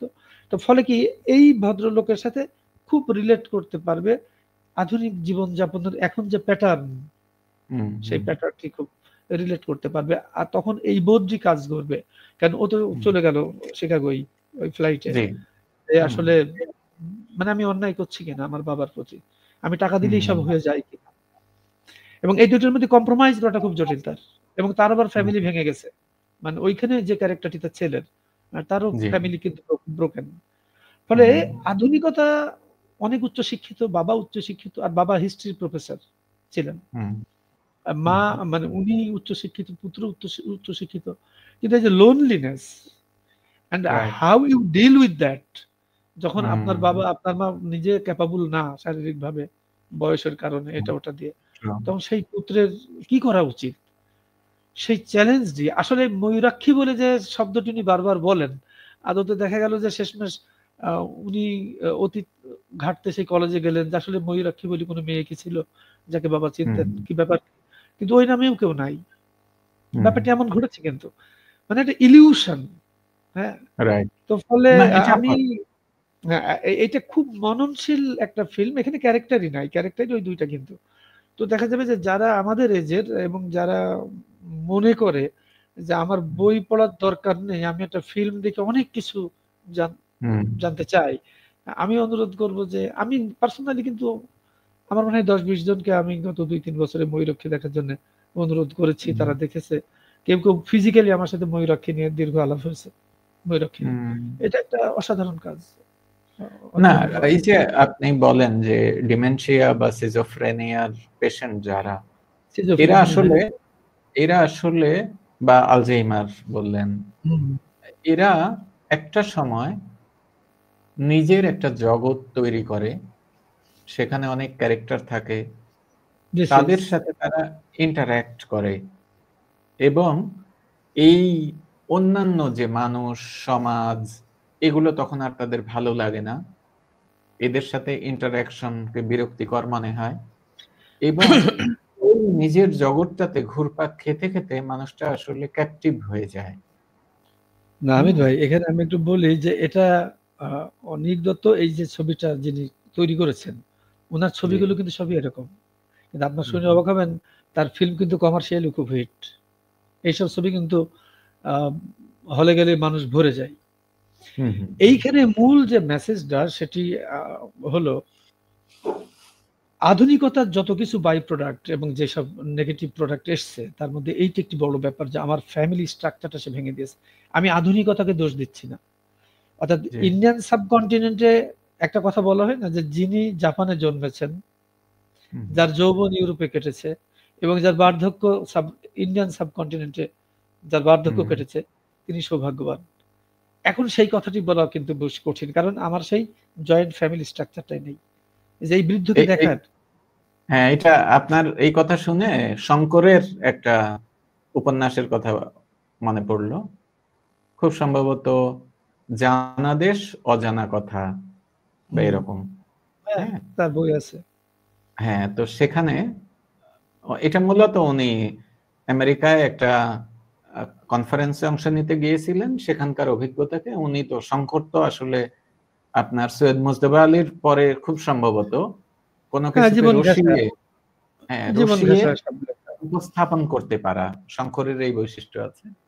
তো ওখানে ওইটা একটা ডায়ালগ ছিল এরকম যে, "জন্মের জন্যে আমেরিকা উত্তম দেশ হলেও মরার জন্যে ভারতবর্ষই শ্রেয়।" হ্যাঁ, সেটা হবে ওই যে উনার এপার বাংলা ওপার বাংলা যে বইটা আছে না? হুম, হুম। এপার বাংলা ওপার বাংলা উনার যে বইটা। সেই জি, বইতেও ওইখানে ওই মৃত্যুর আগেই আমেরিকাতে একজনের সাথে আলাপ হলে জমি কিনে রেখেছে। মানে কবরের জন্যে। জি। হুম, হুম, হুম। তার চারিদিকে ফুল গাছ লাগানো। সেই হুম। গোরস্থানের দামটা কত, কবরটার আরেকটা কত দাম। মানে আমি এপ বলতে এপি চাচ্ছি যে এপিটাফ হ্যাঁ, এপিটাফে কি লেখা হবে, কোন হ্যাঁ, মিউজিক বাজানো হবে হ্যাঁ। এগুলো। হুম, তো এখন বিষয়টি হলো যে এই ভদ্রলোক এই ছবিটা আমাদের সামনে থ্রো করে, উনি অবশ্য ইন্টারভিউতে বলছেন, আমি কিন্তু উনার বেশ, আমি ফ্যান বলবো না, উনার উপরে আমার একটা চর্চা আছে, মানে এই পরিচালকের হুম, উপরে। হুম, কারণ উনার জি, এই বই, উনার এক ফালি রোদ, এবং আমার মনে পড়ছে না আরো ২-১ টা বই, সিনেমা আমি হুম, দেখেছি। হুম, চর্চা আছে, সেটা হলো যে উনাকে প্রশ্ন করা হয়েছিল এই ক্যারেক্টারটা নিয়ে। তো উনি বললেন যে, "এটা আসলে আমার ব্যক্তি জীবন। আমার বাবা আ হুম, এরকম সাফারিংস এর মধ্য দিয়ে চলে গেছেন।" তো আমি এটাকে হুম, ঠিক ঐরকম ভাবে কল্পনা দিয়ে তৈরি করি নাই। হ্যাঁ, হয়তো একটা ফিল্ম করতে গিয়ে কিছু ক্যারেক্টার আসে, সেগুলো এসছে। হুম, তো তখন হুম, আমার মনে হয়েছে যে আসলে আমরা প্রত্যেকেই তো এরকম একটি ঘটনার আ ভেতরে আছি। দায়িত্ববোধ হয় আমরা এড়িয়ে যাচ্ছি। হুম, আরেকটা বিষয় আমার মনে হয়েছে, যেমন আমি কিন্তু এখনই আ হঠাৎ আমার একসময় বেশ অহংকার ছিল যে আমার খুব মনে থাকে। হুম, মানে ছোটকালের ব্যাপার, কোন বইয়ের নাম আমি তো অনেক সময় বইয়ের আ পাব পাবলিকেশন কত সালে বলতে পারতাম। এখন কিন্তু হুম, এগুলো কমে যাচ্ছে এবং আমি একটু ভয় পাচ্ছি যে আসলে আমি কি ওই, মানে অনেকটাই স্মৃতিভ্রমের ওই রোগের মধ্যে আবার আমিও পড়ে যাব না তো আর ৫ বছর পরে? হতেই পারে। জি, এবং হুম, আমার ফ্যামিলি লাইফ এই, আপনি জানেন সেটা বলার দরকার নেই। যে আমার পার্সোনাল লাইফ আর এই সৌমিত্র বাবের লাইফ একদম এক। হুম, আমার পার্সোনাল লাইফ মানে একজন সৌমিত্র বাবুর এই ময়ূরাক্ষীতে আমি যেভাবে দেখেছি, তো সেটা হুম, তো আমার তো কল্পনা করার দরকার নেই। আমি তো নিজেই এখন সেটা। তাহলে আমার তো লিঙ্ক রাইট। করতে কোনো অসুবিধা নেই। আপনিও তো তাই। হুম, আপনার তো লিঙ্ক হুম, করতে কোনো অসুবিধা নাই। ট্রু, মানে আমাদের ট্রু। প্রজন্ম যারা আমাদের ছেলেমেয়েরা বাইরে এবং আমরা যারা হুম, ঘরে একা আছি, তো আমরা তো ঐটার ভেতরেই আছি তো। তো ফলে জি, এই ট্রান্সফরমেশনটি খুব পজিটিভ হয় নাই। বিশেষ করে হুম, আমাদের সাবকন্টিনেন্টাল পার্সপেক্টিভ এ। কারণ আমি কিন্তু একটা ফোন দিলেই ডাক্তার অ্যাম্বুলেন্স নিয়ে দৌড়ে চলে আসবে না। হয়তো অন্য হুম, দেশে সেই সিস্টেম থাকতে পারে। তাই জি, না? জি, আমি একটা কলিং ট্রু। বেল টিপলেই আমার রুমে কেউ দৌড়ে চলে আসবেন আমাকে হেল্প করতে। হুম, ফলে হুম, এটা একটা সতর্কবাণী আমাদের জন্য এখানে কিন্তু আছে। একটা হলো যে আপনি যেটা বললেন সেটা হলো যে রোগ হলে এই রোগের মধ্যে কি হয়? হুম, আর হুম, উনি যেটা বলতে চেয়েছেন সেটি হলো এই যে এই মানুষটাকে একাকী রেখে একটি নৈতিকতার মানদণ্ডে একজন সন্তান পুত্র, যে খুব বড় মাপের একজন সায়েন্টিস্ট, সে আমেরিকাতে থাকে। সে ছুটিতে বাবাকে দেখতে এসেছে। এখন তাকে ফেরত যেতে হবে। এবং সে এয়ারপোর্টে বসে কাঁদছে যখন যাচ্ছে। হুম, সে কিন্তু শেষ দৃশ্যটা তাই কিন্তু। মানে প্রসেনজিৎ বাবু এয়ারপোর্টে বসে চুপচাপ মাথা নিচু করে বসে আছেন। তখন কেউ একজন এসে বললেন, "সামথিং রং?" উনি বললেন, "না।" তখন তার কিন্তু ২ চোখ দিয়ে ঝরঝর করে পানি পড়ছে এবং সেই দৃশ্যটা আপনি নিতে পারবেন না। যদিও এইটা কিন্তু হুম, কোনো প্রেমের ছবি না। এটা ট্রু। কোনো প্রেমের ছবি না। এর মধ্যে মানে দায়িত্ববোধ এবং দায়িত্বহীনতা এই ২ টা মিলে পুত্রের মধ্যে যে সংঘাত, আমার হুম, আপনার হুম, মধ্যে যে সংঘাত, তাই না? যে মায়ের মৃত্যুর সময় আমি কাছে থাকতে পারছি না। এই যে সংঘাত, হুম, সেই হুম, সংঘাতটি কিভাবে আমরা অতিক্রম করব? ফলে আমি ঐজন্য এই আলোচনাটির সময় বলছিলাম যে আসলে সোশ্যাল ট্রান্সফরমেশন এর সাথে এগুলোকে একটু লিঙ্ক করা। হুম, এইগুলোকে একটু ট্রু, লিঙ্ক ট্রু। করা। উনার 'এক ফালি রোদেও' কিন্তু উনি এটাই এক্সপেরিমেন্ট করেছেন। 'এক ফালি রোদে'। হুম, উনি হুম, একজন আমেরিকান প্রফেসরকে আনছেন ইন্ডিয়াতে। যিনি একজন অ্যাপ্লাইড সোশিওলজিস্ট এবং সে একটা থিওরিকে টেস্টিফাই করতে আসছে এখানে। হুম, টেস্টিফাই করতে যেয়ে আমাকে আপনাকে রিক্রুট করেছে। হুম, এবং সেটাও কিন্তু একটা হিউম্যানিটেরিয়ান ব্যাকগ্রাউন্ড। ফলে ওই ভদ্রলোক আ দেখলাম যে তার পড়াশোনা, চিন্তাভাবনা এ আরেকটা অ্যাঙ্গেলের, যেখানে দর্শককে ডেকে আনার দরকার পড়ে না। দর্শক এমনি লাফ মেরে আসে। যে হুম, মানে আপনি ওই অনিক বাবুর ছবি আসলেই মানুষজন কিন্তু সেটা বেশ লুফে হুম, নেয়। হুম, এই যে এই না, ভদ্রলোকের না, এবং ময়ূরাক্ষী আমি বলব যে একদম একটা কাব্যের মতো করেছে। আমি হয়তো একটু বেশি হুম, সময় নিলাম আপনার। মানে না, ছবিটা অলরাইট। এত যত্ন করে করেছে। এর যে ডিটেইলিং গুলো, হুম, আমি সেই নন্দন তত্ত্বের কথা বলছি বা নাট্যতত্ত্বের, যারা একটু এইসব হুম, পড়াশোনা করছে। এর যে ডিটেইলিং গুলো, আমি এই ফিল্মটি দেখেছি কিন্তু হয়তো ১ম বার কাহিনীর জন্য দেখেছি। পরে কিন্তু আমি দেখেছি হুম, এখানে ক্যামেরার ব্যবহারের জন্য আমি এটাকে বুঝবার চেষ্টা করেছি। এর যে মানে যিনি এর ভিডিওগ্রাফার, হ্যাঁ? ডিওপি বলে যার, আপনি জানেন কিনা, যে ডাইরেক্টর অফ হুম, ফটোগ্রাফি, হ্যাঁ?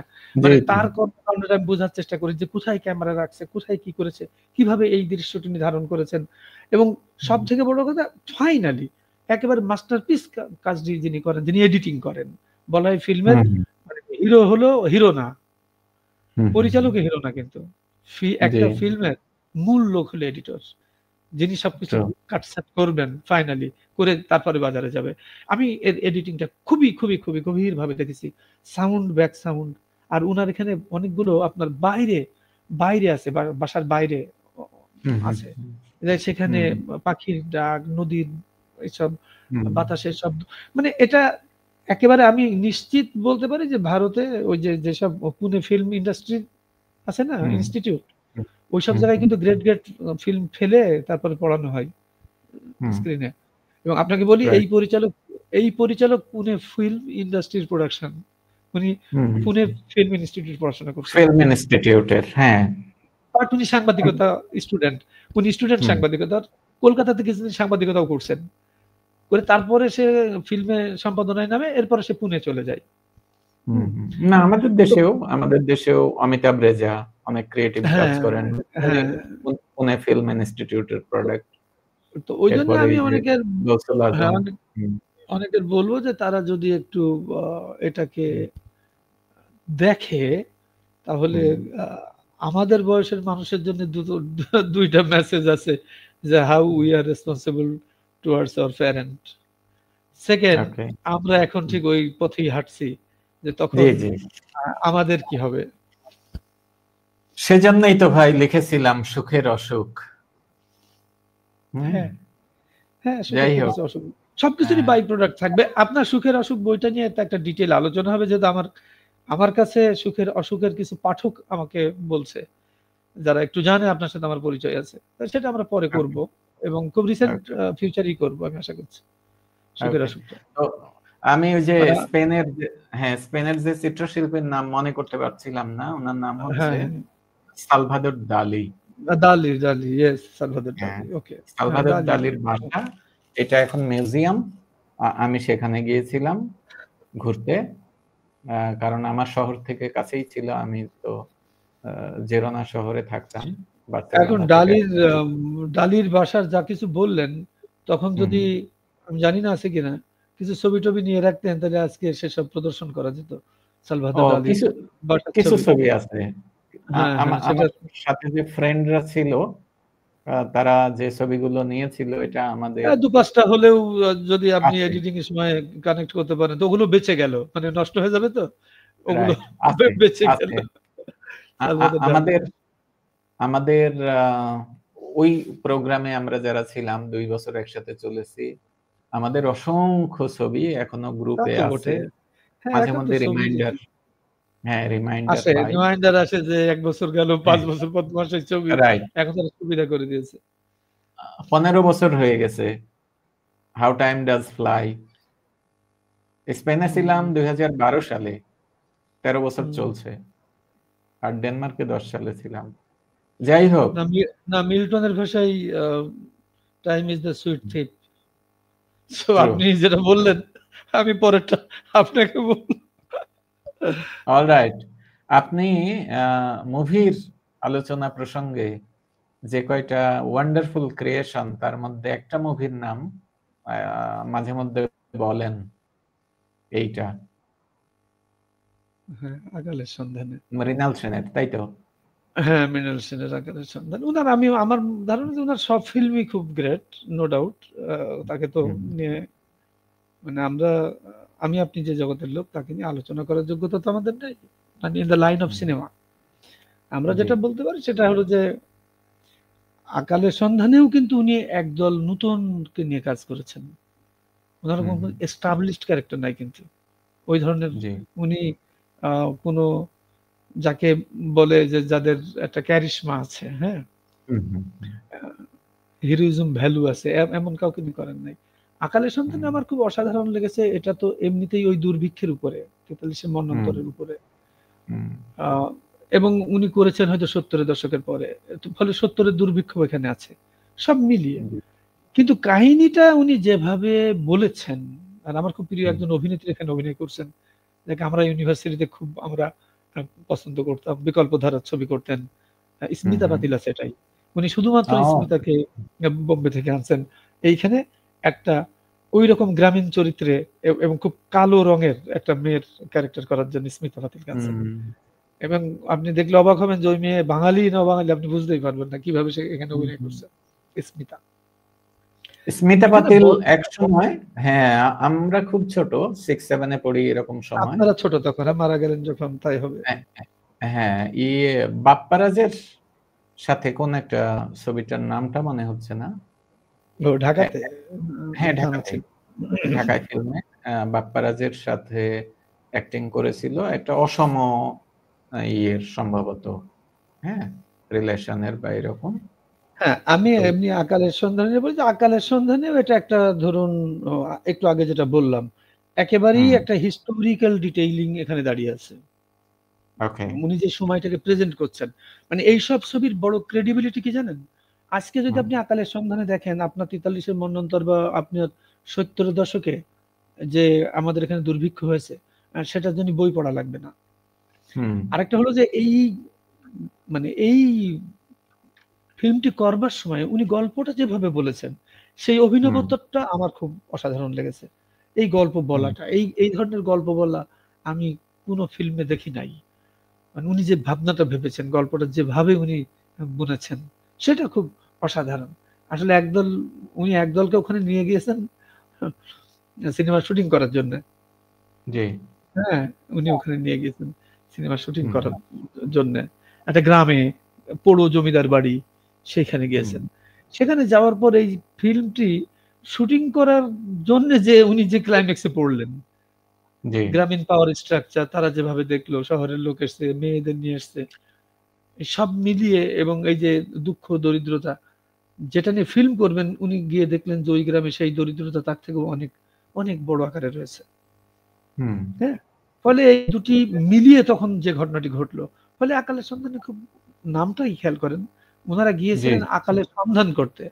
কিন্তু সন্ধান হুম, করার দরকার নেই তো। আকাল এতই ছিল, হুম। সেখানেই আকাল এত অর্থাৎ ছিল। হুম। আকাল সশরীরে উপস্থিত। সেখানে জানতেন না ওরা শহরের মানুষ, ওরা গেছে কলকাতা হুম, থেকে। মানে ওরা হুম। ফ্যামিন শব্দটির বাংলা ওয়েস্ট বেঙ্গলে ওরা আকাল হ্যাঁ, বলে। হ্যাঁ। আমরা যেমন দুর্ভিক্ষ বলেছি, দুর্ভিক্ষের সন্ধানে হয়নি, নামটা ওইজন্য আকালের সন্ধানে হয়েছে। এবং আ হুম। এই না ফিল্মটিও আপনি আমাদের যদি পথের পাঁচালী কিংবা ওই যে ওদের যে ৩ ত্রয়ী, পথের পাঁচালী, হুম, অপরাজিতা হুম, এবং অশনি সংকেত, ৩ টে মিলে যেটা আমাদের আ সত্যজিৎ বাবুর যে ত্রয়ী, হুম, এই আকালের সন্ধানে দেখলেও বোঝা যাবে যে ওটার সাথে একেবারে হুবহু এটারও একটা বিষয় রয়েছে এবং এটা একটা হিস্টোরিক্যাল ব্যাকগ্রাউন্ড এর উপর দাঁড়িয়ে আছে। এখানে কল্পনার কোনো অবকাশ নেই। ওইজন্য আপনি তবে একটা সময়কাল হ্যাঁ, পাবেন। ট্রু। তবে আপনি যেহেতু দুর্ভিক্ষের কথা বললেন, এই ক্ষেত্রে মনে পড়লো শাবানার খুব বিখ্যাত একটা মুভি আছে। হুম, ওই এটা দৃশ্যটা আমার আপনি মনে আছে। দেখেছেন কিনা? না, ওই দৃশ্যটাই আমার মনে আছে। জি, কারণ পোস্টারে ওই দৃশ্যটাই ছিল। পোস্টারে মূল পোস্টারে কিন্তু রাইট। এইটা না। মূল পোস্টারে উনার ওই দৃশ্যটা ছিল কিন্তু। হুম, ওই যে ভাত দেই। হুম, সে হুম, একদম হুম। পাগলি, ভাত দে মাথার খুব চুলে হ্যাঁ, রাইট। হুম। এটা এটা এই মুভিটা খুব আলোড়ন সৃষ্টি করেছিল। হুম। হ্যাঁ, দ্য ওটা হাঙ্গার। হ্যাঁ, ভাত দে এবং মহাদেব শাহর সেই কবিতার বিখ্যাত লাইন, "ভাত দে হারামজাদা নইলে এবার মানচিত্র খাবো।" আমরা তো আমাদের ইউনিভার্সিটি অডিটোরিয়ামে মহাদেব শাহ আসছিল, কবি মহাদেব শাহ। তার কবিতার এই যে লাইন। তার সেই সময় কিন্তু এইটা হয়েছে। মানচিত্র হ্যাঁ, খাবো। ওই যে ভাত দে হ্যাঁ, হারামজাদা নইলে এবার মানচিত্র খাবো। তো এটা তো এরশাদ আমলে এই কবিতা লিখে অ্যারেস্ট হয়েছিলেন বোধহয় মহাদেব শাহ। তো ফলে সেইসব সিকোয়েন্স সেইসব বিষয় সাথে তো এটার একটা এবং যোগাযোগ আছে। এটা লিখে রিমান্ডে যেতে হয়েছিল। হুম? যে হ্যাঁ, উনি কাকে উদ্দেশ্য করে লিখেছ? হ্যাঁ, উনি হুম, তারপরে যে কবি রফিক আমাদের হুম, জাহাঙ্গীরনগর ইংরেজি টিচার। হুম, উনার একটা কবিতা ছিল। সেই সেই কবিতা লেখার জন্য উনাকে আটক করে। যাই হোক, হুম, আমরা যে জায়গাটায় ছিলাম সেটি হলো যে কিছু ছবি আছেন যে দেখবেন যে হয়তো বিনোদন। আর কিছু হুম, ছবি আছে যে সময়টাকে ধারণ করেছে। আপনি যদি ছবিটা ওইভাবে টানতে যান, আপনি ভাত দে যেমন পাবেন, গোলাপী এখন ট্রেনেও তেমন পাবেন। গোলাপী এখন ট্রেনের সাথে রাইট। আপনার লাইফের খুব যোগাযোগ পাবেন যে আপনাদের ঘরের পাশ দিয়ে ট্রেন যাতায়াত করে। জি, এবং জি। ওই যে ইন্ডিয়ান মাল উঠতো, চিনি, হুম, শাড়ি, হুম। সেটা নিয়েই বগিটাকে তাপস, নিয়ে হ্যাঁ, গোলাপী এখন ট্রেনে করা হয়। সেখানেও কিন্তু কল্পনার কোনো জায়গা নেই। পুরো বিষয়টি কিন্তু রাইট। একদমই গোলাপী এখন ট্রেন একটি বাস্তবধর্মী ঘটনা। এবং এখন কিন্তু আর হুম, ওইটা নাই। এখন ট্রেনে কিন্তু ওই হুম। চিনি আর যায় না। এখন ট্রেনে না, কিন্তু না। শাড়ির ওই ব্যাপারটা হয় না। কিন্তু তখন যদি হুম, আপনি গোলাপী এখন ট্রেনে দেখেন, শুধু যদি মনে রাখেন, যে এইটা হুম, কুষ্টিয়াতে যে বনানী সিনেমা হল ছিল খুব বিখ্যাত, কুলিন, কুষ্টিয়া শহরে জি, তখন বনানী সিনেমা হল, আমি ওখানে এটা দেখছিলাম। হুম, তো ফলে দেখা যাবে যে ওই সময়কাল পত্র পত্রিকায় লেখা না থাকলেও ওই ফিল্ম দেখলে আপনি বুঝবেন যে ও আচ্ছা, তখন হুম, এরকম ঘটনা ঘটেছে জি, জি। এবং একটা মেয়েকে না, কতটা আত্মসমর্পণ করতে হয়েছে বেঁচে থাকার জন্য, সেখানে কিন্তু হ্যাঁ, সেটি আছে। সবচেয়ে বড় এটাই কথা, রিয়ালিটি। হুম, সেটা কিন্তু সবচেয়ে বড় কথা।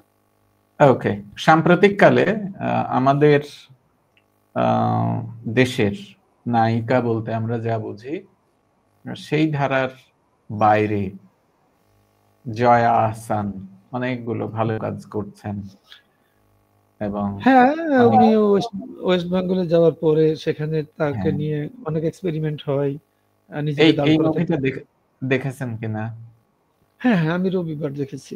আমি উনার হুম, বিসর্জন, উনার ১ম ফিল্ম ছিল কৌশিকের সাথে, কৌশিক হুম, গাঙ্গুলির হুম, সাথে। আমি জি, বিসর্জন আমিও দেখি। দেখেছি। হ্যাঁ, হুম, তারপরে আরো উনার আমি ওয়েস্ট বেঙ্গলে আরো ২-১ টা ফিল্ম দেখেছি। আ হুম, হ্যাঁ, রবিবার তো এটা মানে একটা ক্রিমিনাল সাইকোলজির উপরে। আপনি রবিবার টুটা দেখছেন কিনা? এই হুম, সাইকোলজি নিয়ে কিন্তু ফিল্ম কম হয়েছে। এই জি, ফিল্মটা কিন্তু একটা ক্রিমিনাল সাইকোলজির উপরে। এমনি মনে হচ্ছে রবিবার। মানে হুম, এখন যারা পরিচালক, আমাদের জন্য সুবিধা হয়েছে কি জানেন? উনারা তো হুম, খুব শিক্ষিত। হুম, রাইটার খুব এডুকেটেড। ফলে হুম, একেকজন একেক অ্যাঙ্গেল কে বেছে নিয়ে কাজ করে। যে এটা কিন্তু একটা ক্রিমিনাল সাইকোলজির উপরে করা হয়েছে। এখানে ইনি খুব বড় মাপের একজন ক্রিমিনাল। হুম, যার মানে ওয়ার্ল্ডের নামি-দামি ফ্রডার্স যারা এবং যারা ক্রিমিনাল তার বই পড়া আছে যার। এই ভদ্রলোকের। হুম, এবং সেটাকে সে রেপ্লিকেট করে। ফলে পুলিশ তাকে মানে কিন্তু ওইভাবে আইডেন্টিফাই করতে পারে না যে হি ইজ দ্য ক্রিমিনাল। আহ, হলিউডে হলিউডে এরকম একটা মুভি আছে, ক্যাচ হ্যাঁ, মি হ্যাঁ, ইফ ইউ ক্যান। ওই তো ওই ওই ওই হুম, এই ফিল্মে আমি বলি, এই ফিল্মে সম্ভবত আপনি যেটা বললেন এই ফিল্মের আ উদাহরণ আছে। যে তুমি কি জি, তেমন চাচ্ছ? হুম, হুম, মানে বাঙালি ঘরানায় এরকম খুব একটা দেখা যায় না। মানে এগুলোও ওই এক্সপেরিমেন্টাল কিন্তু। হ্যাঁ? জি, ক্রিমিনাল জি, সাইকোলজির এই জায়গাটা খুব হুম, ইম্পোর্টেন্ট। তো ফলে যারা একটু মননশীল দেখতে চাইবে, আর গত ৫-৭ বছরে ১০ বছরে আমি বিশেষ করে ওয়েস্ট বেঙ্গলের ফিল্মের দিকে তাকিয়ে আমি লক্ষ্য করেছি। যেমন আপনাকে আমি বলেছি ওখানে 'খাদ' বলে একটা ফিল্ম হয়েছে। জি, জি, আমি কৌশিকের। দেখেছি 'খাদ', মুভিটা। ওই 'খাদ', যে হ্যাঁ। একটা অ্যাক্সিডেন্টে অ্যাক্সিডেন্টে গভীর সবাই খাদে মারা পড়ে যায়। যায়, হ্যাঁ, না আসলে সবাই মারা যায় আগেই। কাল্পনিকভাবে ওই চরিত্রগুলো মানে মৃত্যুর পর তারা তখন একত্রিত হয়ে কথা বলছে। ইন্টারঅ্যাক্ট করছে। করছে হুম, মৃত্যুর পর কিন্তু। ওই হুম, ক্যারেক্টার গুলো কেউ বেঁচে নেই। কিন্তু জি, লিভিং করে তাদের দিয়ে কথা বলানো হচ্ছে। তো এই কারণে লক্ষ্য করা যাবে যে ইদানিং কালে ফিল্মে নায়ক বলে আর কিছু নেই। মানে হুম, কাহিনীটাই নায়ক।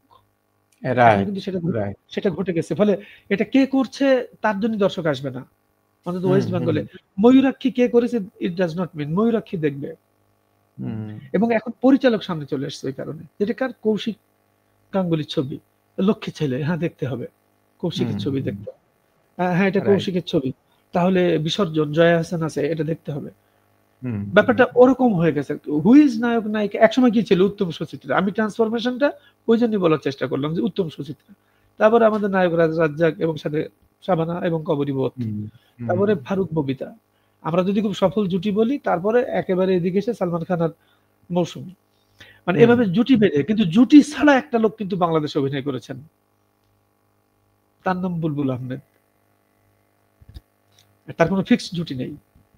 ট্রু, যেমন বুলবুল আহমেদ এই হুম, বুলবুল আহমেদকে খুব বেশি সামনে আনতে পেরেছেন হুমায়ূন আহমেদ তার এইসব দিন রাত্রিতে।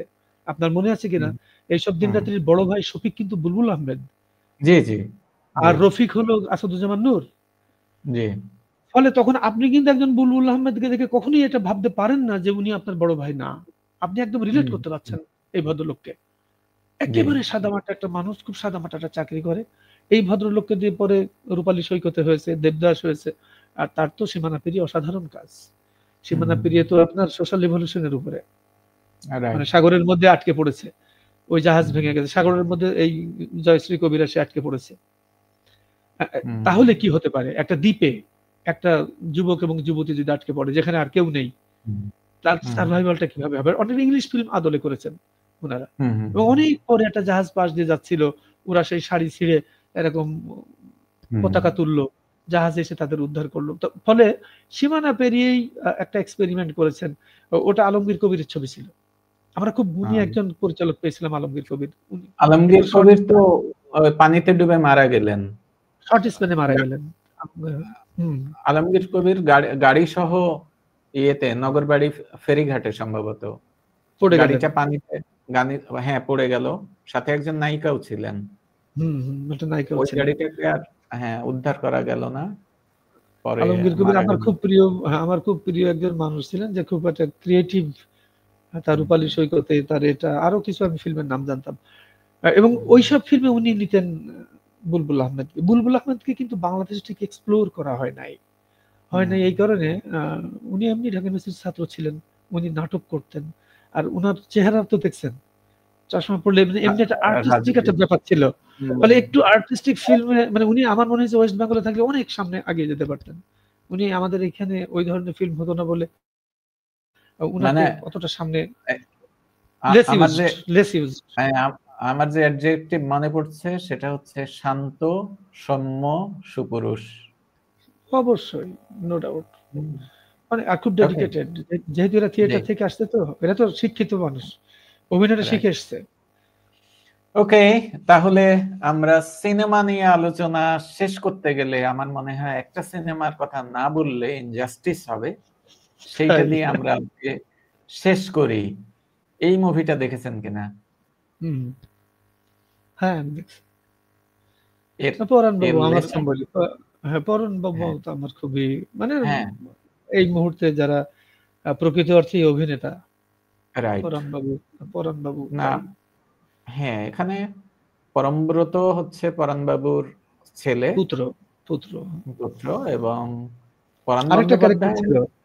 আরেকটা ক্যারেক্টার ছিল যে ওই মেশিনটা চালাতো ওদের বাড়িতে। হ্যাঁ, ওই যে হ্যাঁ, সিনেমার ওই মেশিনটা, যে প্রজেক্টর, ওটা যে চালাতো। প্রজেক্টরটা যে চালাইতো, হ্যাঁ। তো হুম, এই মুভিটা আমি আমার একটা বইয়েও এটার রেফারেন্স দিয়েছি মুভিটার। ওকে, আচ্ছা, আচ্ছা, আচ্ছা, আচ্ছা। হ্যাঁ, ভেরি ফাইন। সেটা হলো, হ্যাঁ, এখানে উল্লেখ করার জায়গা যেটা, যে যারা পাইরেসি করে বা অন্যের সৃষ্টিকর্মকে চুরি করে এবং এতে যখন মূল কাজ ক্ষতিগ্রস্ত হয়, এখানে পরাণ বন্দ্যোপাধ্যায় এক পর্যায়ে শেষের দিকে পরমব্রতকে একটা প্রশ্ন করেন যে, মনে করো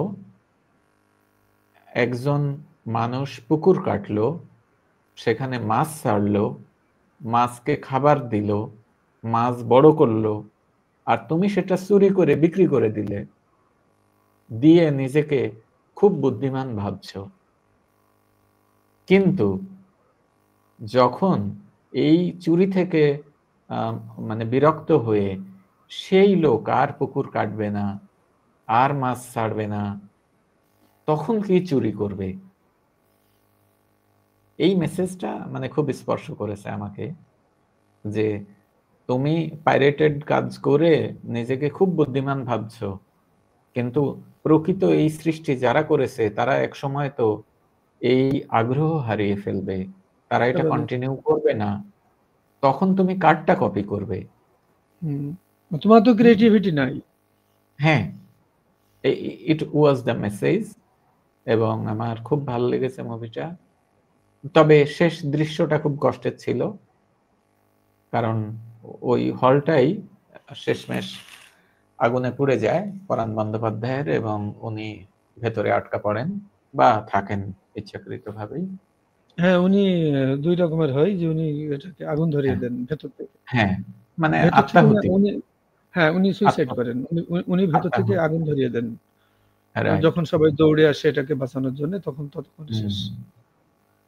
তো মানে উনি হ্যাঁ, আমরাও এই মেসেজটা দিয়ে শেষ করতে পারি, যে যারা ২ নম্বরই করে, পাইরেটেড অ্যাক্টিভিটি করে, এইটা আসলে দীর্ঘমেয়াদে কল্যাণকর নয়। বরং যারা অনেক পরিশ্রম করে একটা সৃষ্টিশীল কাজ করে, তাদেরকে আমরা যদি উচ্চ হারে পে করি, এক্ষেত্রে একটা দৃষ্টান্ত বলা যায়, সেটা হচ্ছে জাপানিজরা তাদের দেশে উৎপাদিত আপনার ধান, চাল অনেক উচ্চ দামে কেনে। এক্ষেত্রে তাদের লজিক হচ্ছে যে কৃষকদের আমরা যদি উৎসাহ না দেই, তাহলে তারা তো ধান উৎপাদন করবে না। তাহলে আমরা খাবো কি? তাদের হ্যাঁ, সহজ কথাটা লজিক ঠিক। হচ্ছে, হ্যাঁ, সহজ লজিক হচ্ছে যে আমার শিল্প কলকারখানার লোহা খেয়ে তো আমার পেট ভরবে না।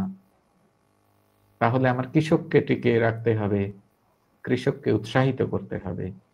হ্যাঁ, তো সেই আমরাও ধারণাটি তো, হ্যাঁ, আমাদের মধ্যে সেই ধারণাটি থাকতে হবে তো, জি, তাই না? তো আমরা মনে হয় এই মেসেজটা আজকে নিয়ে শেষ করি আপাতত। আমিনুর ভাই, থ্যাংক ইউ ভেরি মাচ। বহু বিষয় আসলো। আমরা আরেকদিন অন্য কোনো টপিকে কথা বলবো ইনশাআল্লাহ। আপনি হ্যাঁ, শেষ আমরা করেন। হয়তো, হ্যাঁ, আমরা অনেকদিন থেকে হয়তো বলছিলাম, একদম প্রথম দিকে আমি বলেছিলাম যে আমরা কখনো সিনেমা নিয়ে কথা বলবো। জি, তো সেটা হয়তো আমার ভাবনা যেটা ছিল সেটা হয়তো এমন না যে হুম, অনেকগুলো সময়কালের যে ফিল্ম, যে জুটি, সেটি হয়তো আমার ভাবনাটি তখন আমি ভেবেছিলাম এমন যে আসলে মানে what is film and how okay, it will be influenced on your okay, life, other right. lives, our intellects. মানে হুম, ফিল্ম শুধুমাত্র কিছু ছবি না, এবং সেখানে হয়তো আমরা ট্রু। এত ছবি না, হয়তো গোটা ৫ ছবি আমরা নেক্সট এ মাথায় রাখতে পারি। মানে হতে এটার পারে সাথেই লিঙ্ক সিলেক্টিভ, হয়ে যাক। আমরা আমরা একটা নেক্সট এপিসোডের উপরই হয়ে যাক। শেষ করে ফেলি। হতে কারণ হবে পারে। কি? নইলে দর্শক কানেক্ট করতে পারে না। হুম, আমরা হুম, যদি হুম, ৪-৫ টা ফিল্ম নেই, একদম পথের পাঁচালী দিয়ে শুরু হতে পারে সেটা। জি, আর খাদ দিয়ে শেষ হতে পারে। কারণ হুম, হুম, মানে বস্তুবাদী পৃথিবীতে যে কম্পিটিশনটা, হুম, এই অসংখ্য কম্পিটিশনে আপনি অনেক গাজা ধ্বংস করে দিতে পারবেন। একটা হুম, বি-৫২ বিমান থাকলে। জি, ১০০ না, আপনার যদি একটা বি-৫২ বিমান থাকে, অসংখ্য গাজা ধ্বংস করতে পারবেন। হুম, লক্ষ মানুষকে আপনি হত্যা করতে পারবেন। এবং তারপরে আপনি নিজের দাবি করতে পারবেন যে আপনি খুব মানবিক মানুষ। কারণ আপনি এই জায়গাটা পরিচ্ছন্ন করতে পেরেছেন আপনার দেশের জন্যে। হুম, তো ফলে ২য় বিশ্বযুদ্ধের আ প্রেক্ষিতেও খুব অসাধারণ ২-১ টা ছবি আছে। আমরা ২-১ টা ইংলিশ ছবিও তখন আনবো। আমারই দেখা হুম, আছে। হুম। ২য় না, বিশ্বযুদ্ধের না, প্রেক্ষিতে না, অলরাইট। অসাধারণ এটা ছবি। আপনি ফলে আপনি হ্যাঁ, যে কথা বললেন এর সাথে আমরা দুটো ইভেন্টকে কানেক্ট করতে পারি। একটা হলো যে ঢাকা শহরে মাঝে মধ্যেই বস্তিতে আগুন লাগে। কেন সিউর। লাগে? এইটা কি দুর্ঘটনা নাকি ইচ্ছাকৃতভাবে তাদের উচ্ছেদ করা? কিছু, হ্যাঁ, একটা কেন কাজ করতে পারে। হ্যাঁ, নাম্বার 1। একটা কেন, নাম্বার 2 হচ্ছে সাম্প্রতিককালে লস এঞ্জেলসে যে ঘটনা ঘটল হ্যাঁ, বা ক্যালিফোর্নিয়ায় মানে এই ক্যালিফোর্নিয়াতে যেটা হলো, হ্যাঁ, ক্যালিফোর্নিয়ায় এটা বলা হচ্ছে যে আ ইচ্ছাকৃতভাবে ওখানে সাবোটাজ প্ল্যান্ড হতে একটা পারে। সিটি গড়ে তুলতে চায়। হ্যাঁ, যারা কনস্পিরেসি থিওরিতে বিশ্বাস করে তারা বলছে যে এটার মূল এজেন্ডা ছিল এটা ক্লিনজিং এবং এরপরে তারা প্ল্যান্ড একটা সিটি গড়ে তুলতে চায়। হ্যাঁ, তো ওই যে, তাহলে হ্যাঁ, যারা হুম, হাউজিং এর ব্যবসা করে, হ্যাঁ, তাহলে এটা তাদের পৃথিবীর আইডিয়া থেকে এসছে। পৃথিবীর অন্যতম অগ্রসর রাষ্ট্র, আমি যদিও তাদের উন্নত বলি না, আমি বলি শিল্পোন্নত রাষ্ট্র। হ্যাঁ, হ্যাঁ? শিল্পোন্নত রাষ্ট্রের অন্যতম বিশ্বের মোড়ল রাষ্ট্রের নাগরিক যদি এইরকম ভালনারেবল হয়, তাহলে আপনার আমাকে তো পিষে মেরে ফেলবে এটা খুবই স্বাভাবিক। হ্যাঁ, এবং এই কম্পিটিশন থেকে আমরা তো সাথে হয়ে যেতে পারবো না। জি। তবে মেসেজ গুলো থেকে যাওয়া দরকার, যাতে করে আ এইসব প্রজন্মটা রিথিংক করে। হুম, হ্যাঁ, হুম। রিথিংক করে। গৌতম ঘোষের 'জিরো' ফিল্ম নিয়ে ঐদিন আলোচনা করব। শূন্য। জি, আমি ওকে। ৩-৪ বার দেখেছি। আপনিও দেখবেন গৌতম। একদম উনার আমি লেটেস্ট, এরপর উনি করেন আমি নাই। এখনো দেখিনি। এবং জি, হ্যাঁ, এবং ভাবনাটা দেখবেন যে কোন লেভেলে উনি এনভায়রনমেন্ট নিয়ে ভাবনাটা করেছেন। ওকে। তো ফলে বিনোদন থাকবে। বিনোদনের হুম, মধ্যে হুম। যদি চিন্তা থাকে, সেই জি, বিনোদনের মধ্যে যদি মননশীলতা থাকে, আর সেই বিনোদন যদি আপনার ভবিষ্যতের পথ দেখাতে সাহায্য করে, তাহলে সেই হুম, বিনোদন বেস্ট। আমরা আশা ট্রু। করব যে হ্যাঁ, এই ধরনের ফিল্ম তৈরি হবে যা আমাদের ঠিক এই বিষয়গুলোকে কমপ্লাই করতে পারে এবং ভবিষ্যতের একটা মেসেজ আমাদের সামনে রেখে যেতে পারে। All right. Thank you very much. Thank you ভাই।